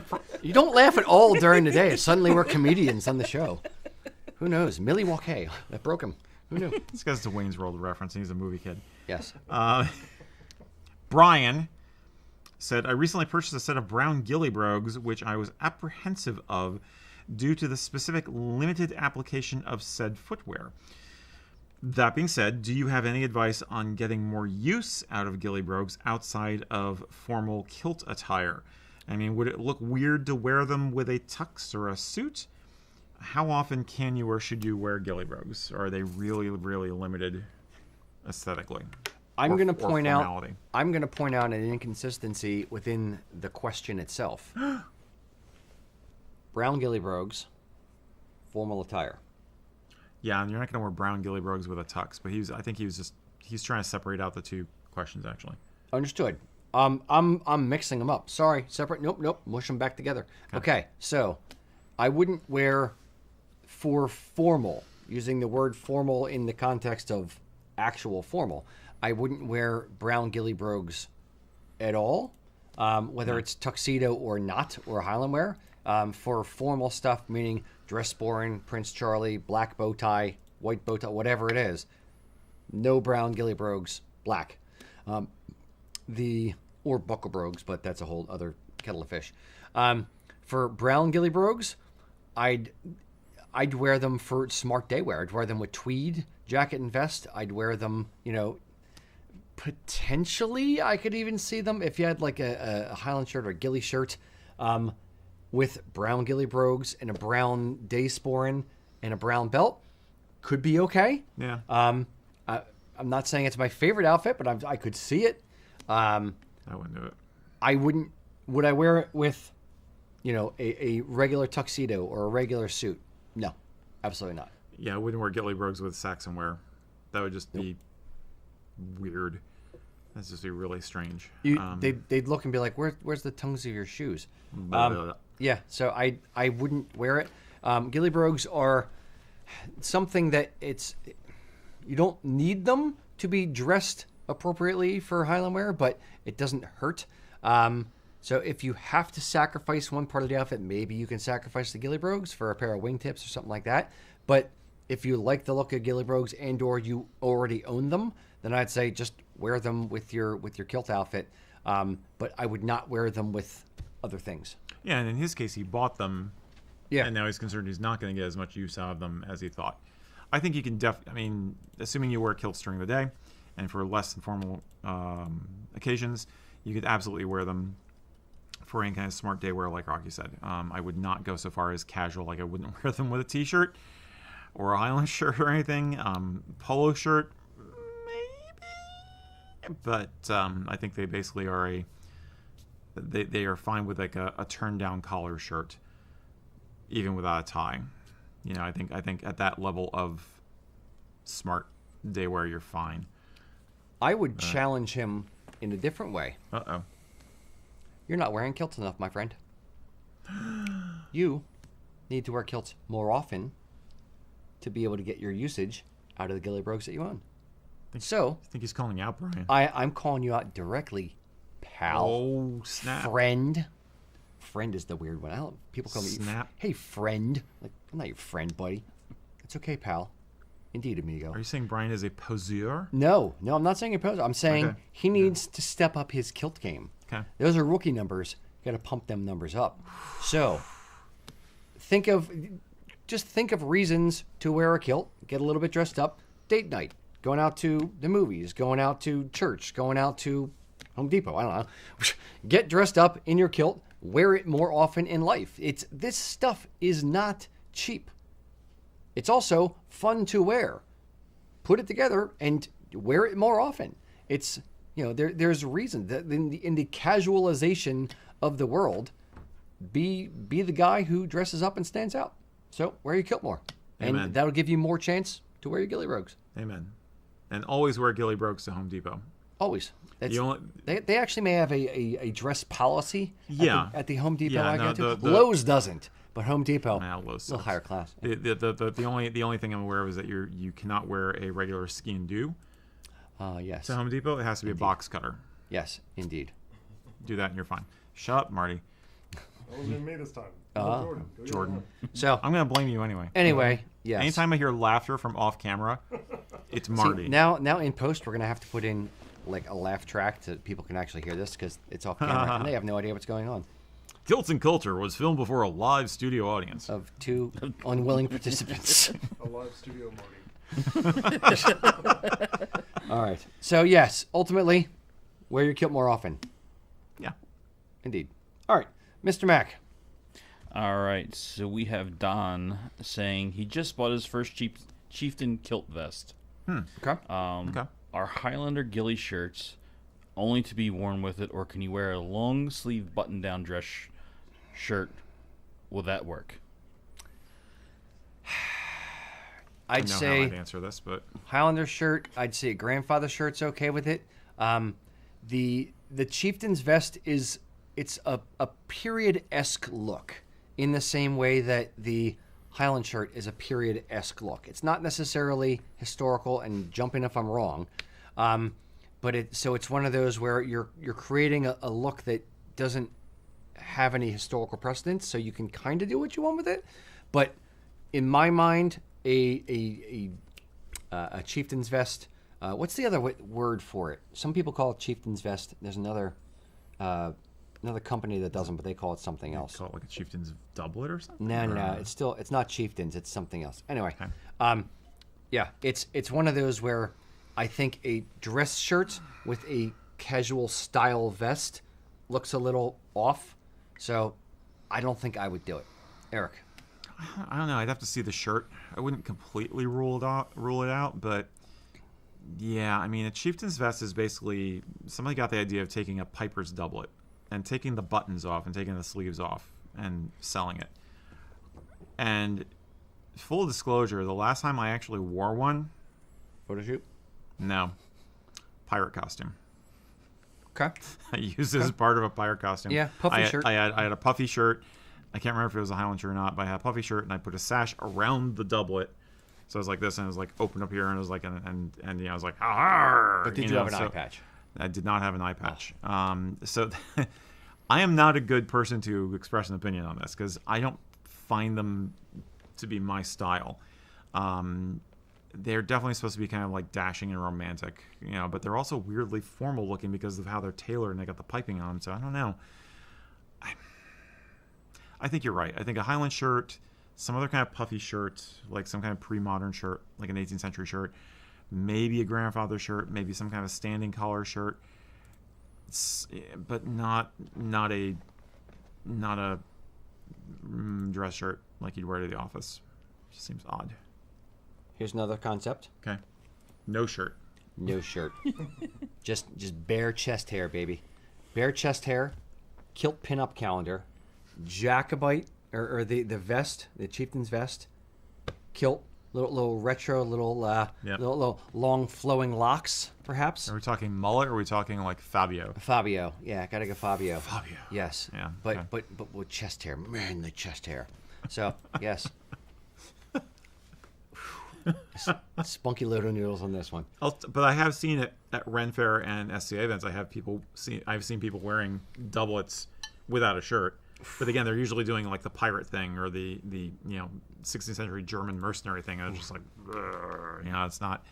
Oh, at a Ren Fair, I'm just thinking like 95-degree day, like glistening sweat coming through the vest. Yes, Ugh. but that's why they do it. Ugh. And Why would you wear a black vest then? well, a lot of time it's a leather thing too. It's like a leather doublet. Yeah, Or- people or- wear or a leather vests. jerkin. Yeah. A leather jerkin. But Nope. um, Sweaty. I would try it out at home, have somebody take your picture, look at it a week later and see if you still think it looks good before you actually wear it out of the house. It's a very particular animal. Yeah. So proceed with caution. Indeed. Caution, as in don't do it. Yar, unless ye be a pirate. Oh, yes, indeed. Jack Har, Sparrow. har, har, har, har, har, har. Jack Sparrow, you are not, sir. No, I actually had a pirate ship crew in college though. Back when we were just doing, I was just a wee nipper and we were doing SCA and Ren Fair stuff, and we actually had a pirate ship. As one does. Yeah, we were the HMS Tempest. We did have letters of marque, so we were HMS. Okay, it's my turn, right? So Yes. Rich Kiesecker said, could you please discuss the various hats you wear with a kilt and when you might wear them? When, for instance, do you wear a flat cap versus a Balmoral versus a Glengarry or a Tam O'Shanter or even a Highland Tam? Are there other hats? So, yes, we talk about hats with regularity here, Okay. but we do not usually talk about the formality of hats. So Actually, pretty simple. what hats do you wear with a kilt? I'm a bad person. Wasn't there part of a question about the sun as well, or what do you wear for? No. Either him or someone else had asked about Something with what, a brim. what about something that keeps the sun off? Right. Like he said, he actually wore an angler hat sometimes, or something that looked close to being an angler hat. Yeah. I'm probably a not a horrible person to ask this question to, but a lesser, because I have a style of hat and you're looking at it. I am essentially flat cap or like boonie hat. So like, brim all the way around for, the dad hat if I'm going to be in the pool or if I'm going to be mowing the lawn or something like that. So if I need the sun off of my neck and my face, straight up boonie hat. I don't care what it looks like. I just don't care what it looks like in that instance. Because you're mowing the lawn. Exactly. Or if I'm in the pool, I hate putting on a lot of suntan lotion, so I'll do like shoulders and then that, so I don't got to put it all over my face because it's basically covered. And that's good. But my kid and my wife burn, so they're head to toe suntan lotion. Right. I bathe in it. But also being bald and follically challenged as I am, I definitely need to cover the head because that will burn, and burning your scalp is not fun. Yeah. You know nothing about that either, of course. Nope. So yeah, Fabio. Indeed. So hat for me, it's not necessarily traditional, but flat cap is 99.9% of the time. If I'm wearing a kilt, it'll be flat cap. What other caps can you wear with a kilt? To make you feel better, though, it is not traditional. I do have photographs from the early part of the 20th century of guys who are, like in a shooting party or they're at a country estate and they are wearing some kind of a flat cap, driving cap kind of a thing with a kilt. So you're actually, you have more historical precedent than you think. Bottom line is, it looks okay. And our usual mantra here, our usual rule of thumb that I apply is the wider the brim, the less aesthetic it's going to look with a kilt. Okay, it's just, it disrupts the line, having this horizontal line of this hat up here, and then everything else with the hourglass effect that we talk about with a kilt. It just doesn't look right. Not compared to like a suit, like a gentleman's suit. Think about the sharp-looking guys from the 40s. Different silhouette completely. So shorter brim is better. Not great for sun, but shorter brim is better. When you wear a hat, form follows function. Mowing the lawn, sure. Going to the Highland Games, sure. Flat cap if you're just being casual American or you're trying to show off a little bit of an Irish flair, that's all good. If you want to be more traditional, then you should be wearing a Glengarry or a Balmoral or a Tam to use the more popular civilian term. I'm one who argues that you should only wear a Glengarry if you're going to display a clan badge on it. That's kind of the whole point of the thing. I don't think it's terribly useful without one. It's okay looking. I think a Tam is better. You do not, and I think a lot of you gents out there already know this, but I always reiterate, you do not wear a hat for anything formal. You do not wear a hat indoors. We're breaking that rule, but we're not trying to be gentlemanly here, okay? We're rogues. Just faking it real good. Pirate rogues. Yarr! That's the theme for the show. So as long as it's a short brim or no brim kind of a hat, it'll look okay. It's okay. I've had people ask about doing something like a top hat or a bowler, and just with a kilt, they're just kind of odd. I mean, if you're going for some weird rebel steampunk vibe, fine. You're in that weird gray area of is it clothing or is it costume? It feels more English than Scottish, though. The bowler is English. Yeah. It is absolutely English, and originally had class designations to it also. Okay. If you were of a certain rank in business, you were a bowler. If you're in finance, if you're in legal professions, if like if you're a solicitor, you wore a bowler. Okay. Yeah, standard uniform, even up through like the 70s. Traditionally, the traditional kilt hat is, of course, what we now call a tam, originally called a Scotch bonnet. It was basically a bag of wool, big mushroom of wool, which was popular from very early times, like 16th century, because you could use it as a warmth layer, you could use it as a bag to carry stuff in, or it was stiff enough wool you could actually form it out into a mushroom shape, so you actually did have some sunshade from it. So it was a shepherd's hat. Yeah. Right. So on the borderlands, you see it was where it was most popular, actually. And the blue color came about as a result of those people too. And I'm not sure nobody knows exactly why blue became like a de facto color, but before even the Jacobites, it was a thing. So how historically accurate do you want to be? I don't know. I would just prefer you not worry about that and just don't wear a hat in an inappropriate context. Shaggy dog, because I'm rambling, but I would basically go something like a beret. I think is fine. I mean, I wear this because it is a modern, scaled back, streamlined version of wearing a tam or a Scotch bonnet. Yep. And I do need protection from the sun because I have no hair.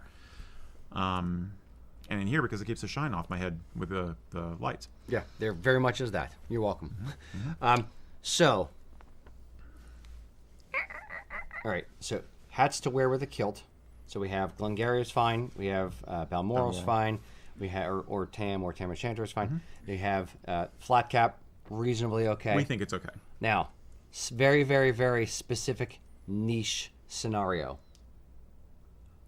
Pork pie hat, wearing a kilt to a ska show. No. I wouldn't wear a pork pie hat. Okay, first of all, Let's watch him implode, shall we? yeah. You're referring to a stingy brim. A pork pie is a different kind of hat than a stingy brim fedora, which is what you wear. No, I as know for- that's different than. I'm talking pork pie hat, as in ska, Joe, pork pie hat. It's a stingy brim. That's a stingy brim. Not fedora. I know what a fedora is. It is a stingy brim fedora. Okay. A pork pie is literally round, cylindrical, and has a brim that goes up and out a little bit. It's a jazz thing. It's a Thelonious Monk thing. It's not a ska thing. Okay. Trust me on this. I've owned both. Okay. Okay. So, all right. We will. Everybody calls it a pork pie, but it's not a pork pie. It's a stingy brim. And this has nothing to do with kilting. We should shut the hell up. Okay. I wouldn't wear a kilt to a ska show. What about a plaid suit? Maybe. Not my thing, though. I mean, I'm old school two-tone or, mod. I'm a mod. Okay. So not for me, it's all skinny tie, sharp angled, very skinny suit, Okay. and a stingy brim hat. Okay. Well, I'll wear my pork pie hat God. and a tartan suit to a Mighty Mighty Boston show. Right. That's where I'm going. If they were still around, but something I actually did before. So, all right. Enough of that.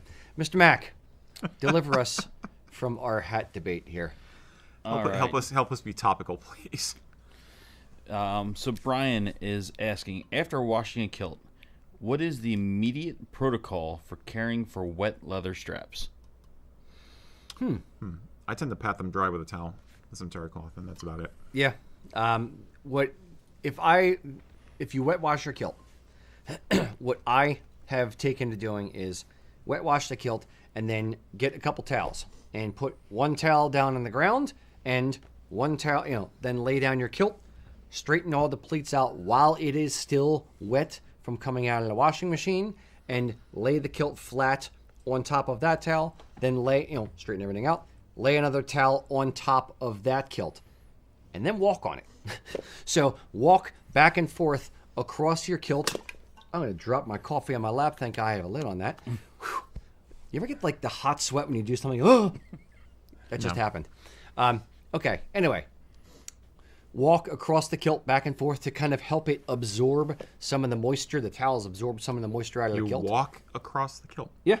I would literally lay it flat, straighten all the pleats out, Okay. and then lay a towel on top. Okay. So it's sandwiched in there. I'm not screwing up the pleats. I'm just, walking up and down. I'm not like kicking my feet and shuffling. It's stepping up and down See, gingerly. I want to imagine you rolling across it. Why do you want to imagine me rolling? Just Never because mind. it's funnier. Okay, fair. Steamroller. Whee! Or you just get your kid to do it. It's like, okay, about six more he'll mess times. that up. No. But yeah, I'll walk back and forth across it, and I would essentially do the same kind of thing for the straps. If you let straps dry when they're either connected in the thing, they'll maintain that wrinkle in the straps. Right. If your straps get kind of deformed a little bit in the wash and you let them dry and they're like, like bowed up around the sides, they'll dry like that. So while they are still wet, I will actually like flatten them out and squish some of the water out of them as well. Yeah. I don't do that the way you're doing it, but I will basically press terry cloth onto the leather and squeeze it with terry cloth for a while and just kind of squeeze out the excess moisture. And then after it's dry, or maybe like halfway through drying, if I'm in the house when I reach that point, I'll just apply a little bit of leather lotion. Leather at the same conditioner time. or something A little like bit that, of leather leather honey. conditioner. Yeah. Okay. I didn't think about that. If I care. But Yeah. Depends on the kilt, honestly. Yeah. I might be a little bit careful about too much leather conditioner. Yes. Because if you should be put too much in, then the straps will just become floppy over time. And too much, and they'll stretch. Yes. And too much soap also. I think people, you usually need a lot less soap Yeah. for this operation than most people realize. Yeah. And if you put on something like leather honey, I'd make sure that it's not touching too much of the other fabric. If it's something like super oily, it's not touching too much. Bear of in the mind, rest of I'm the only fabric. talking about a tiny bit. Yeah. I'm Just I'm a thinking little bit like on the fingertips. the stuff that I use for my sporins and stuff though. Yeah, as which well, is good so. stuff. Yeah. But not nearly as much. So yeah, that's our tips for leather care on the kilt. We had somebody call in recently that their dry cleaners were freaking out that they brought a kilt to the dry cleaner and the dry cleaner was like, "We will not do this kilt. You need to take the straps off, or you have to sign a disclaimer saying that the end of the world. If we ruin your kilt and the black from the straps bleed everywhere and wrecks your kilt, you're not going to sue us." And the person's like, what?" And they literally called us from the dry cleaner. Jillian was on the phone with them. Mm-hmm. I've never had a problem with the dry cleaner and my No. kilt straps at all. I don't know what the dry cleaner was freaking out about, but no, it's not the really dry a problem. cleaner didn't know what they were doing. That sounds like a front desk person, not a I own the business person. Yeah. One time something got messed up once, and now they're Yep. Yes. freaking panicking over every little thing now. Yeah. Especially if they used like cheap leather on something before. I don't know. Yeah. Yeah, it sounds like a PTSD kind of moment. Yeah. Oh yeah. For someone who doesn't know Most what they're rules doing. are. Yeah. It's Yeah. fair. So yeah, hope that helped. All right, Mr. Eric. Hey, Rich was the guy who asked about the angler hat, by the way. Yes. Just space that because of the spacing between the paragraphs. Okay. Whispering. So here's another question. Jason Bailey 9352 over Roger says, I am currently waiting for my 5-yard back to nature kilt. Thank you for the purchase. And I just have one question. Just one more thing. Just one more thing, ma'am. When and where are you holding the first annual Back to Nature walk? Wink, wink, nod, nod. Just a subtle hint. You know. Was that good? Was it Columbo? Thank you. It was lovely. It was okay. He said, this is a joke question in a way, but he's it's like, would you ever host a nature walk, a kilted nature walk? Back to nature kilt, tartan inspired or not? Okay. So we got this question ahead of time. When I saw the question, I'm going to take you on the path that my brain went. Path. Get nature it? path? Nature path? Nature Yeah. path. Indeed. Indeed. First thought was, that's actually not a bad idea. We should go out with a group of people into the woods and have a group hike. I wonder if they'd allow us to bring like whiskey and stuff on the nature hike so we can get to the end, we can have a whiskey and stuff like that and have a little picnic. Cadillacs for. Maybe we should actually go camping. And then I realized, I hate people. I don't want to. The whole reason for me to go into nature is to get away from people and not think about people and have discussions, but listen to birds and listen to the stream and see that neat looking stick over there. That would make a great sword. Like, those are the thoughts I want to have in nature. So, no, I don't want to do it. Stop by and see us at our booth at Celtic Classic. We're looking forward to seeing you. I hate everyone. No, but it's different horses for different courses. There are times and places where I want to engage with people and interact. In nature, I'm going there for a different reason. It's more for the serenity, for the calm, for the centering kind of. You were never a Boy Scout. Thing. I was a Boy Scout. You hated Boy Scouts, huh? No, but I went for a different reason. I went to be social. That's my point. You can do both. Nature. So Ian's going to be leading the tour. That's what I said. I said, this is not a job for Rocky. This is a job for I'll Ian. meet you. I'll meet you at the end with the whiskey. There might be some whiskey left And if you're someone lucky. can carry me back down. It's fine. Everybody wins. I get a piggyback. No, I think there are two reasons to go out and hit the trail. Is one for the solitude and serenity, and the other is for the social bonding. So I think you could do that. I don't see us doing it actually. I mean, being serious for a minute, I don't know if I see the company ever hosting this, but this is exactly the kind of thing that we'd like to see happen on the Kilts and Culture Facebook group. The Rabble Rousers is the most famous group of guys who have gotten together to do things on the regular. But people organize kilted get-togethers frequently, and they use that as a tool, which really makes me happy. So I think kilted hikes, group hikes, could be a hell of a lot of fun, especially if you are not on restricted land, state game land or something where you cannot have alcohol, or you do a loop trail so you can end back at the car. You put it in your Camelback and you're fine. They'll never know. I'm just saying there's something to be going for going to the pub at the end of the day instead of fair, or fair. you make sure you're camping on private land or land Yeah, where it's allowed. or if it's a campground, somewhere where exactly. you're allowed to, and they have like a nature trail at the campground. Or someplace like certain parts of the AT, nobody's going to know anyway, nobody cares. Yeah. What's the one? The one up in the is it called Otter Lake? There's a campground that we went to. Kelly and I and Liam went there. They have. I don't know. Yeah, they have like nature trails there and stuff. You can bring your camper, or you can tent camp and do other things. Sure. They have like pits for things. If somebody got like a campsite at a public place where you actually rent it, then that kind of makes sense. You rent Then it. can You rent. Yeah, you little get a column site. A, little column B. Yeah. Okay. I think that'd be great. I think a hiking and camping experience could be a lot of fun. Anybody who's a bushcrafter would be fun to have along for that. I mean, what the hell? Indeed.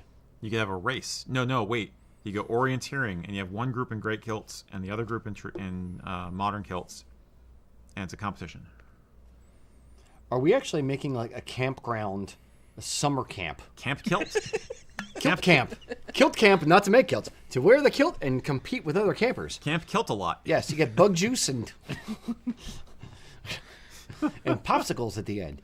Have you ever gone orienteering? No. It's fun. It's a lot of fun. Okay. It's a cool sport. So I'm picturing an old Scottish lady like serving us like peanut butter and jelly sandwiches with Peanut butter and haggis sandwiches at Kilt camp. Come get your sandwich. You only get 2. Okay, move down in line. Next. Here's your shortbread cookie for dessert. Get out of line, kid. You've had 2 servings already. Yeah, I could see a kilt Scottish themed camp. Hell yeah. You got to do the Highland Games for the athletics and stuff like okay. that. Yeah, okay. You have mini battles in the field. Okay, This now you're goes talking. back to my T-shirt thing I thought about the other day. What's that? The Legends of the Hidden Temple shirts where we so our lion shirt. Yeah. So we do like, here's the blue team, here's the orange team. Okay. It's the same shirt just with a different color. Sure. So we have our teams, and that way when we have our field day, we already have our teams picked out.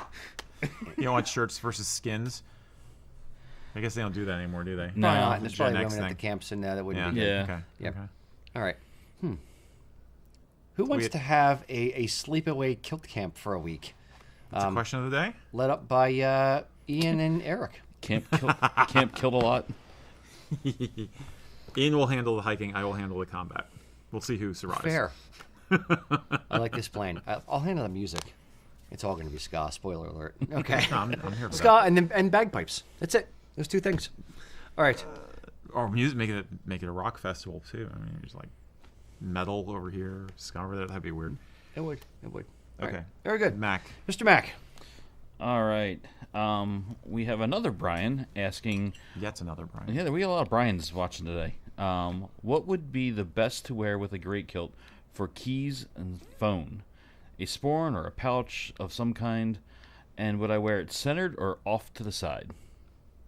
I like this question. I know what I would say. So, what would be the best to wear with a great kilt to hide to pack your sporin and phone, or pack your keys and phone? Yeah. I have a bag for my bag. Yeah. Excuse me. Pardon you. I would wear a Rob Roy belt pouchy kind of sporin, so it's in theme with the thing. Yeah. You could generally, they're a drawstring, so you could probably fit a little bit more in it. And potentially you could even wear two. If you're wearing the great kilt and you have the wings and stuff out to the side, you may be able to wear like one kind of underneath one of the side parts of a great kilt, if potential. I don't know. I don't really wear great kilts, but I could see it. I mean, just because you're wearing a great kilt as opposed to a tailored kilt doesn't mean you need more cargo capacity. You might. I You think need that somewhere to carry your oats.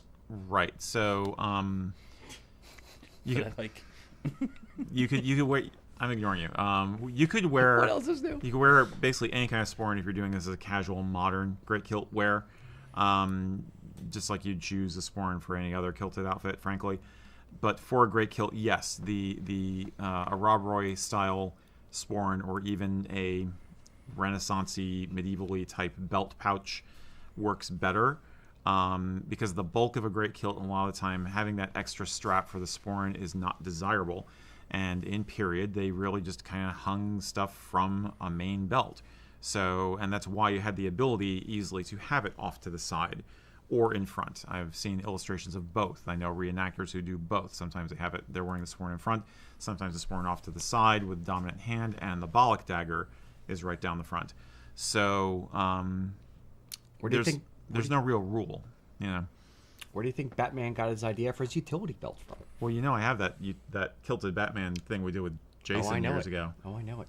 That was a lot of fun. We stuck basically 4 sporins on him plus a couple of belt pouches, Yep. and made him run around in a Batman helmet and made him jump off a wall and stuff. It was like I miss Jason making him I do miss dumb Jason. stuff. Dress up in a tutu as a Yep. tooth fairy. Yeah. Yep. Miss that kid. So yeah, basically I think again for the aesthetic, sure, I think you're right. A Rob Roy with the loop that will go through, or a large belt can go through is a great option, but you don't have to if you don't want to. I would do a strap instead of a chain if you're going to use a regular sporin. I would do a chain. I agree. Yeah. So yeah, Yeah. that's about it. my thinking. Yeah. Pretty simple one. Yeah. All right. Eric. Okay. Need to flip my page here. Bear with me. Let me try some more of this Avalor. That's good stuff. Ah, one of those happy sounds. Yes. Show's almost over, so it's just a little bit. Yeah. Okay. A wee spot. This guy named David Barr, asked us if there is any historical precedent for full tartan suits. Do they tend to be a love it or hate it kind of a thing for most people. But if you're going to go and really rock a tartan suit, which tartan would either of us pick? Okay.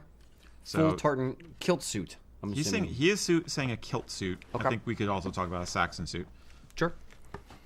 Is there historical precedent? Absolutely. Absolutely. Yes. Was it the Maclay prints or the Maclay McKinney prints and a lot of photographic evidence, they definitely wore them in the 19th century. I think photographic or painting evidence? well, both. Okay. Maclay is an example of painting evidence, Yes. but photographic, I'm saying I have images from like the 1850s on of guys in a tartan suit. So, yes, it is historically precedented. Mm-hmm. Is it common? No, not as much anymore. It's a bit much for most people. It's a bit much. It's a bit for most people. It's a bit try hard. That said, I don't mind it. If you are when you're wearing Highland wear, essentially you're kind of, if you're wearing Highland wear in a room full of suits or a room full of tuxedos, you're automatically kind of the peacock. You're the guy with all the bright colors showing off in a in proper Highland dress. If you are in a room full of guys in kilts, the guy with the tartan jacket, tartan vest, tartan kilt, argyle hose, you're the king peacock in the room of peacocks. Right. So I think that there's room for it, but it's very much screaming, look at me. Some people have the personality to pull it off. If you are more reserved, I'd say I wouldn't do it. But if you're kind of loud, out there, charismatic character, then sure, give it a shot. Yeah. Now, it is more common by far that you'll see, and we were just looking at some photos to this effect earlier, for a formal setting, someone wearing tartan kilt, tartan waistcoat, and a solid color jacket, like either like a black or velvet green velvet, like a doublet or an argyle jacket, and it kind of like encapsulates everything and tones it down a little bit. So that's a very common look. But tartan everything, head to toe, that's a lot. Now, if I were going to do it, I would err on the side of caution and do a very dark, very muted tartan. I think some of the tartan tweeds could be really cool. One of those would be really neat. I mean, I think Nordic Heritage would be okay. There's a photo we go to a lot of Alan Cumming wearing a full tartan outfit, which I like, in Cumming Muted. Yeah. I like that. That's pretty good.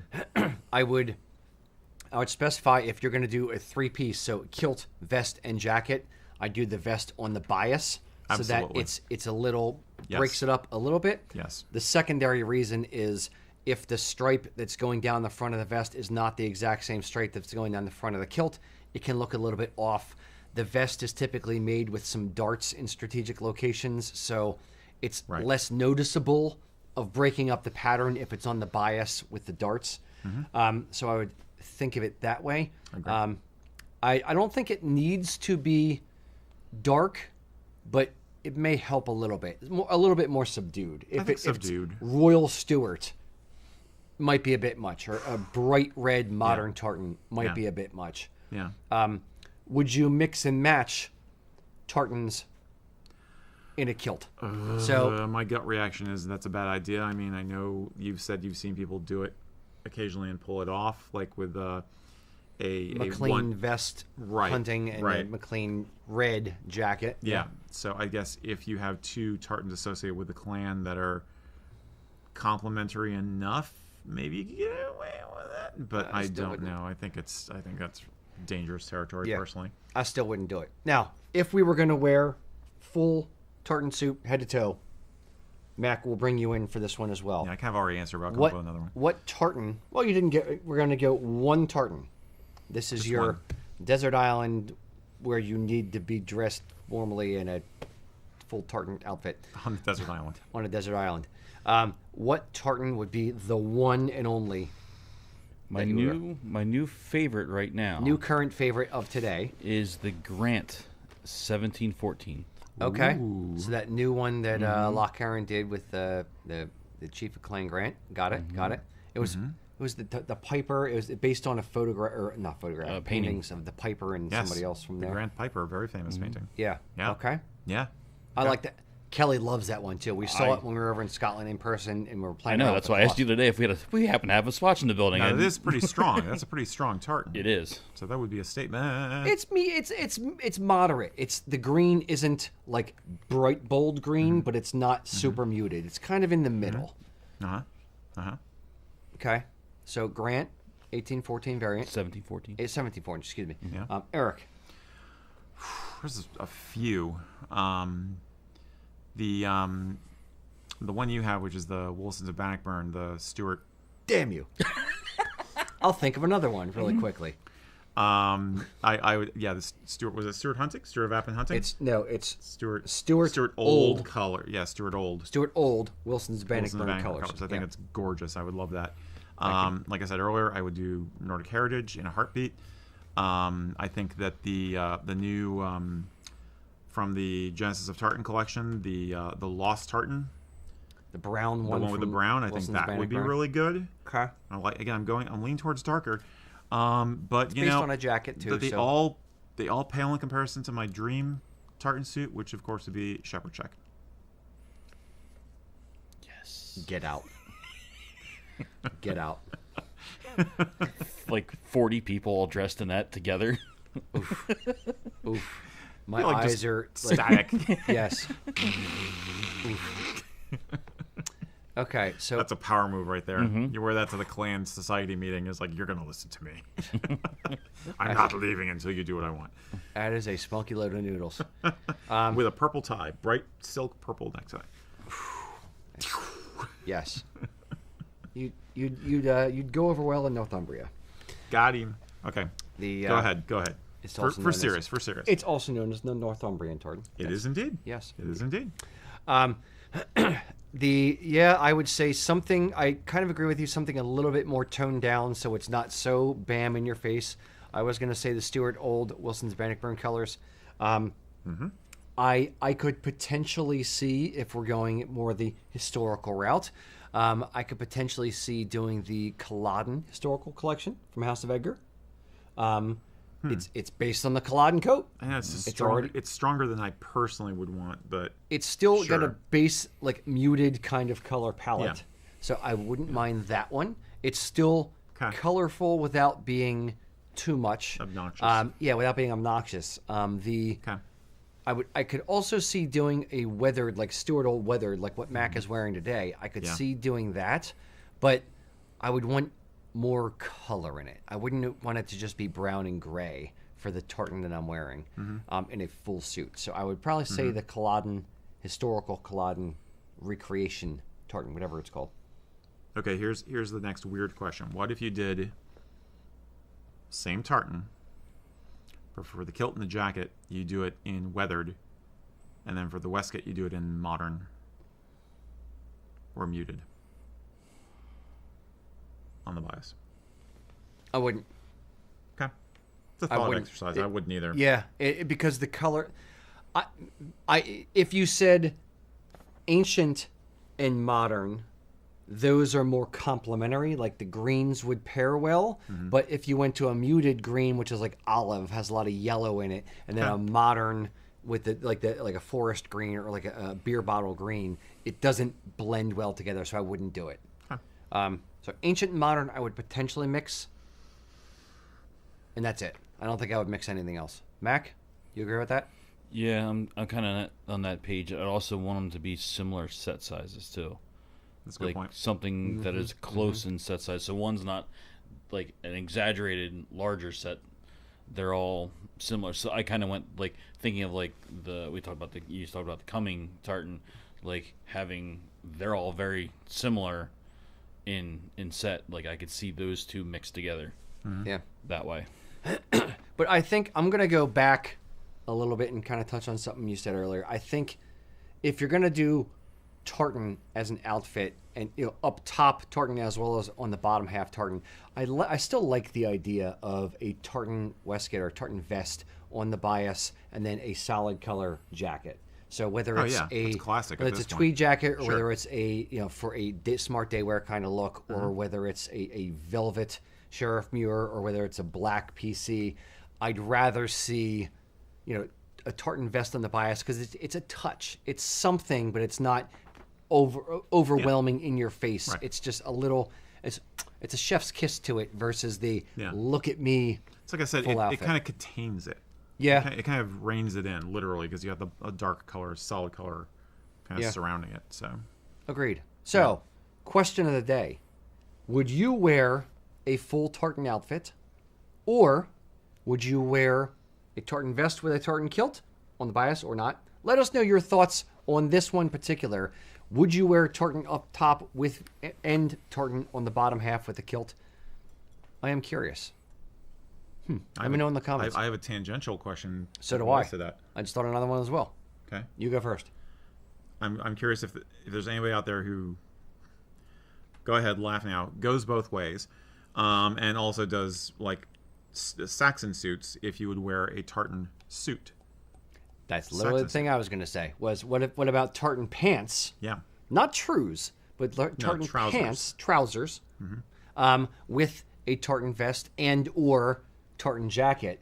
So let's say you're going That's a lot, somewhere, or but- you don't want to wear your kilt because you don't have a full thing. But would you wear a full tartan suit? Would you wear a tweed? Now, okay, let's go down. We're halfway down the rabbit hole. Let's keep going. Tangent. Why turn back now? There's no room to turn around. Woohoo! Yeah. Okay. No, right down. Over the cliff. Yep. Which one of us is Thelma? Okay. So, I think I would wear tartan trousers and a tartan vest. Would I wear a tweed jacket with that, or would I wear a tartan jacket with that? Would I wear a tartan jacket with like a sweater vest and a dress shirt, like a plain color sweater vest and tartan pants? How crazy do we want to go with this? How much tartan is too much tartan? Fair Isle jumper with a tartan pants and jacket. I'm trying And to a be purple classy. necktie. Yeah. No, I've actually always kind of thought the tweed, like a traditional tweed suit, trousers and jacket, and a tartan waistcoat was good because you get that pop, but the tweed balances it out. Subdues it, I should. But that would be my more conservative approach to this. But I'm not really into tartan pants. I'm not into tartan trousers personally. Doesn't do it for me. Mac, would you wear tartan trousers and like a three-piece tartan suit? Money is not a thing. We're just We're just throwing all chips forward. Like, I think if in a situation, let's say I was going to a wedding and not necessarily the bride, and I checked with the bride to see if it'd be okay if I wore my kilt, and they were like, "No, I'd rather not wear a kilt." Right. Like, I think that is a good alternative for something like that. So in that case, I could see doing something like that. If you're working in an office situation where you're more like, I don't know, not necessarily a lawyer, but somewhere where you have to wear more of a business outfit. Like, Yeah. This An might be a engineer, good a way to marketing just firm, give yourself a nod in that direction. So I think there's definitely a space for it in those types of scenarios. yeah. Yeah, as much as we would like it to be otherwise, there are places and times where a kilt is not really considered what you should wear. It gives it a good space for that. Yeah, I am 100% of the mindset that if you are in a profession, and I'm going to take this beyond kilts. If you're in a profession There we go. where you're either sales or you're trying to attract sales or trying to be memorable for a particular reason. So if you're a realtor or if you're a salesperson or whatever, and you want to have like a signature look to your outfit, having a tartan piece of the outfit is 100% a great way to do that. So I've often market having the kilted window washer guys. That's a marketing Kilted realtor. thing.